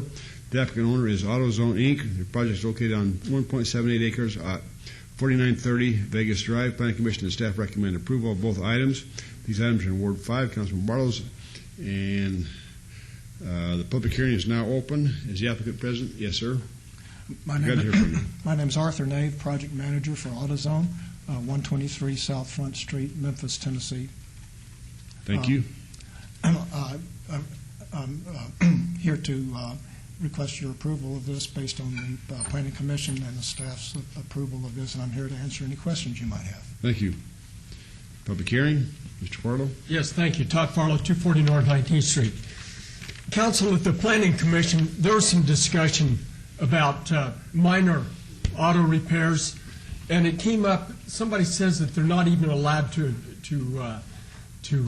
put on new windshield wipers and stuff like that, which is a little bit ridiculous on that. So I wish that, that when you hear this, consider that also. I mean, you know, I understand no major engine stuff, but the real minor stuff, I mean, that's got to be addressed. Thank you. Thank you. Anyone else wishing to speak? Hearing none. Councilman Barlow? Yes, Mayor Pro Tem. Although the applicant did not meet with me on this item, I'm just reviewing it and going through all the background information. I am in agreement with the proposed expansion. I do want to cover the landscaping because the landscaping at this particular location is very dismal and very unattractive. So I would like to know what is it that you all are looking to do to improve the landscaping I believe in that this you'll area. see that there's a landscaping plan in the proposal. Excuse me. We're showing perimeter trees going around the exterior. There will be some improvement to the existing landscaping in the front. There are some mature trees that we do wish to keep along the front that will be maintained. So as far as increasing the landscaping, can you just walk me through what will be added? Well, everything that you see in the back there is what we're adding in the green and black. And there is some additional landscaping in the front as well, but I can't point to individual trees. Okay, Margot? Mayor Pro Tem and Councilman, in the staff report, we show that within the parking area, 13 trees are required and 13 will be provided. Within the east, west, and south buffer areas, 18 trees are required and 34 are proposed to be planted. And on the north, 13 are required and 13 will be provided. The total number of trees that are required is 44, and the applicant's plan shows 60. That is what will be field checked and required. Okay, and please do a field check. Yes, sir. Yes, that's one of the conditions, that there be a pre-installation inspection and post-installation inspection. Okay. We will have on our plans. Yeah, well, I appreciate that, and I look forward to the expansion being successful so that additional jobs can be brought into the community, and you all apparently are doing well to do almost, you're doubling your size almost. Yes. So good for you. So with that, I would like to move for approval, subject to all conditions as amended. Any question on the motion? Hearing none, cast your vote. Please post. Motion carries. Item 78, please. Thank you. And item 78, my conditions also remain as item 77. So for that, I would like to move to approve this item subject to all conditions as amended. You've heard the motion. Cast your vote. Please post. Motion carries. Thank you, sir. Now we're on item 80. Special use permit 35509, special use permit applicant Total Wine and More, owner Boca Fashion and Village, LLC, request for a special use permit for a proposed 26,691 square foot package liquor off sale establishment at 730 South Ramport Boulevard. This is in Ward 2, Councilman Wolfson's ward. The Planning Commission and staff recommend approval. This is a public hearing. I now declare it open. I see the applicant's representative here, Mr. Dushoff. Yes, thank you. Matthew Dushoff, 3320 West Sahara. I'm here also with Mr. Trone, who is the owner of Total Wine, who flew in for the meeting. Total Wine, just to give you a little bit background about what Total Wine is. Total Wine is the top private retailer of wine in the country. They have 63 retail stores in 10 states. And in 1991, David and Robert Trone, brothers, began Total Wine. If we can look on, we have that.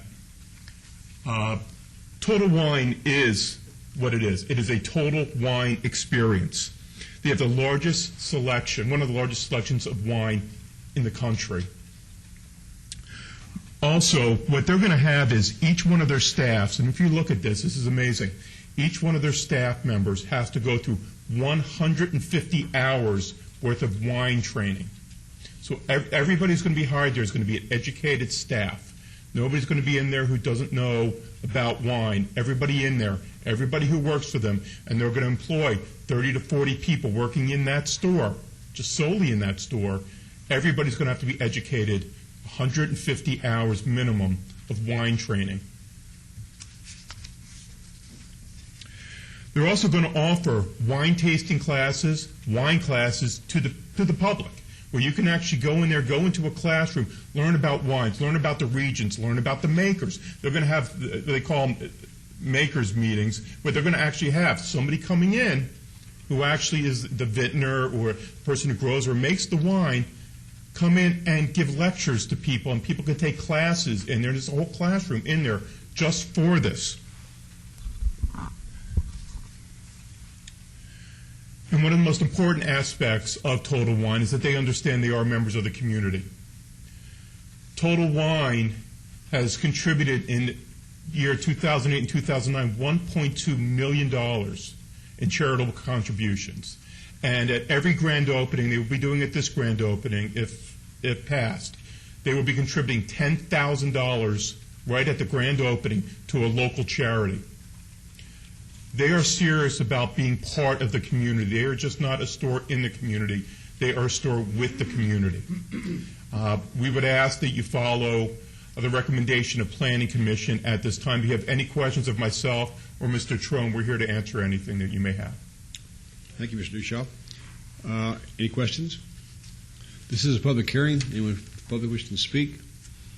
Seeing no one, we'll close the public hearing. Councilman Wolfson. Thank you, Mayor Pro Tem.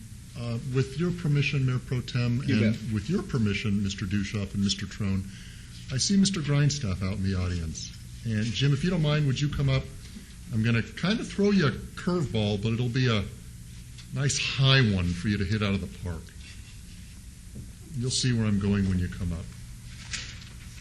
I'm kind of doing a little backwards, but the bottom line is this. We are in a recession now, and our commercial industries are getting hit hard and will continue to suffer greatly. And I know you're here on behalf of the landlord, 555. And my question, Jim, is when you look at Boca Park, which this center, which is the subject of where we're proposing to put this business, and Village Square, tell us how you're doing as far as the shopping centers and the tenants you've lost and things like that. Well, first, James Grindstaff, 9440 West Sahara Avenue. As far as Boca Park, obviously we lost two of the largest tenants there. We lost the Great Indoors, which was over 180,000 square feet. We lost the Linens and Things space, which was over 30,000 square feet, and just a plethora of smaller inline retail. Fortunately, Boca Park has been one of the centers that's done better than others. Now at Village Square, that's a whole other story that you had mentioned. We've lost over 50% of our tenants from where we had 2 years ago at Village Square. We're doing everything we can there to try to maintain that center. It's a very difficult challenge. But at Boca Park, tenants like Total Wine, who not only have a commitment to paying rent, which of course is important to us, but a commitment to the community. Just yesterday, myself and our Vice President of Leasing, John Massing, went down to Phoenix. We visited one of their stores that's scheduled to open tomorrow. And this is a store where we were walking around. We were talking to the employees. There was no customers in there. But these people were excited about their store, not just because they had a job, but because Total Wine took interest in them to train them, to share with them. Another thing they didn't toot their horn too much on, but they take their employees and they fly them to Europe to teach them about wine. They fly them to Napa Valley to teach them about wine. So what they're committed to is not just being a retailer, but being a member of the community. And these are the type of tenants that we're trying to project at Boca Park especially. Okay, thank you. Thank you, sir. Jim. Mr. Trone, thanks so much for coming into town. It was a pleasure meeting you yesterday. Do you have anything you'd like to say? Oh, just David Trone, 11417 Skipworth Lane, Potomac, Maryland. Just thank you very much for taking the time to meet with us, and we really are excited about coming to Las Vegas, and we see it as a great opportunity to bring a real high-end fine wine retailer to Vegas. And that's great. And I wanted this council to recognize that this is a specialty wine shop that you're proposing to bring to a shopping center. And as I noted before, we're still in our recession. The commercial industry is being hit hard and will continue to be hit hard. So you're proposing to go into one of our upscale shopping centers. There are already specialty restaurants in this area. And I was very impressed with the charitable end of what you do, Mr. Trone.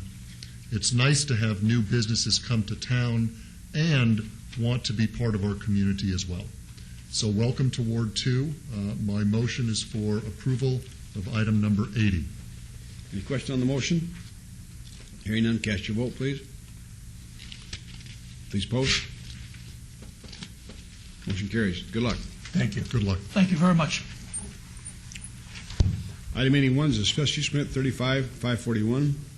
Applicant Kid Around owner West Sahara Associates, request for a special permit for a proposed 2,700 square foot secondhand dealer, children's accessories, use at 6360 West Sahara Avenue.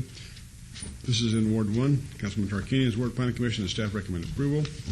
We also have a companion item 44, discussion of possible action regarding a change of location for a Class 2 secondhand dealer license. Olena Golosna, doing business at Kid Around from 6338 West Sahara Avenue to 6360 West Sahara Avenue. Olena Golosna, owner, 100%, and this is in Ward 1. And the applicant's present. We're glad to hear from you. My name's Joe Briata, 7116 Rain Cloud Drive, Las Vegas. My name is Olena Golosna, 7116 Rain Cloud Drive. I'm the owner of the store. And you understand the conditions that you had before you? What is it? I'm sorry? The conditions of this transfer? Yes. Okay. This is public hearing. You wish to speak on this item? So no one will close the public hearing. Councilman Tarkanian? On item 81, please.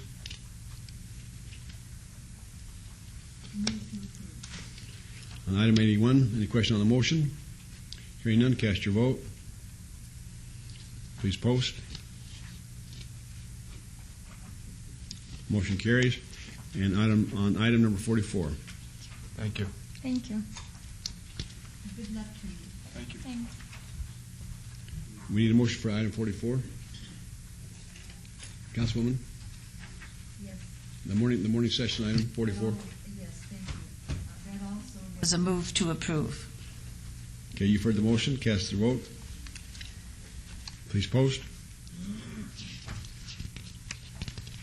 Motion carries. Gosh dang. Item 83. I would instruct the city clerk to set the public hearing, dates and appeals from the City Planning Commission, meetings and dangerous buildings or nuisance litter and abatements. Items 84 is citizens' participation. Citizen participation, public comment during this portion of the agenda must be limited to matters within the jurisdiction of the City Council. No subject may be acted upon by the City Council unless that subject is on the agenda and is scheduled for action. If you wish to be heard, come to the podium and give your name for the record, the amount of this discussion of any single subject, as well as the amount of time and single speakers allowed may be permitted. Anyone wishing to speak under this portion? So no one. We'll close that portion. And item 85 is council member recognition. Comments made by individual city council members in this portion of the agenda will not be acted upon by the city council unless that subject is on the agenda and scheduled for action. Council members. Yes, sir. Councilman Ross. Thank you, Mayor Pro Tem. Just a reminder for our residents in the city of Las Vegas, it's this Saturday, the 24th, is Centennial Hills Day, of course, the celebration of Nevada Day and also the fall. We do this is our 9th annual Centennial Hills Day. We'll have vendors and jump houses. I'm encouraging children to come out in costumes as well as dads, because my wife is also dressing me up, and I don't think anybody wants to miss that. So that's my announcement, Mayor Pro Tem. Thank you. Mayor Pro Tem. Councilman Olson. First of all, it's my understanding that Councilman Ross will be wearing a special costume this weekend? I'm not at liberty to say at this time, Councilman. Okay. Along that line, I'd like to remind the neighbors of Ward 2 and basically anybody that lives in southern Nevada that this Saturday, the 24th, we're celebrating our first annual Trunk or Treat car show and Halloween festival. Out at Veterans Memorial again. Starts at 10 a.m. It's going to be a great time. A lot of cars, a lot of treats for the kids. So you don't have to be a city resident. We'll even allow the county people and maybe even people from Henderson to come out and enjoy our Trunk or Treat festival. Where's that? And then it's at Veterans Memorial, Leisure Services Center out in Ward 2. And then secondly, I'd like to commend Mayor Pro Tem Reese for taking over when Mayor Goodman is out of town and doing a fine job. And Mayor who? Mayor Goodman who? Great job, Mayor Pro Tem Reese. Well, see, I was just going to say, staff is great. these council members that I share this with, to me, is just the greatest ever. And, you know, stuff like this couldn't happen if it wasn't for people like you. So I want to thank you also. Anyone else? Yes, Mayor Pro Tem. Councilman Barlow, please. Thank you, sir. I have teamed up with the NAACP with an outreach program, which is the Writing Proficiency Exam for all high school students. We will actually be hosting the Writing Proficiency test preparation here at the City of Las Vegas on October 24th, November 7th, November 14th, and November 21st. For any students from any high school throughout the Las Vegas Valley who are in need of test preparation for the writing proficiency, we have attorneys and teachers that will be here teaming up with myself and the NAACP for any student that's looking to increase their scores for the writing proficiency. It will take place here at City Hall in the HR training rooms from 9 a.m. until 11:30 a.m. And once again, those dates are October 24th, November 7th, November 14th, and November 21st. In addition, this coming Saturday, Shots for Tots will be taking place out at Lorenzi Park. So for those parents whose kids are in need of shots for the winter as the temperature gets cooler, please bring your kids out to Shots for Tots. It will be taking place out at Lorenzi Park from 10 a.m. until 5 p.m. this coming Saturday. And Shade Tree is in need of clothing items as well, and they will be out there to receive any clothing items or any gifts that the community would like to bring in order to increase their storage. And they will have bins out at the park, and we also have bins on the second floor here at City Hall as well to go towards the donations for Shade Tree. So with that being said, thank you, Mayor Pro Tem, and great job today running a very efficient meeting, and you get us out sooner than Mayor Goodman, so maybe he can stay away a little bit longer on the council days. Thank you, sir. Thank you very much. Anyone else? Okay, we'll adjourn this meeting. Thank you again.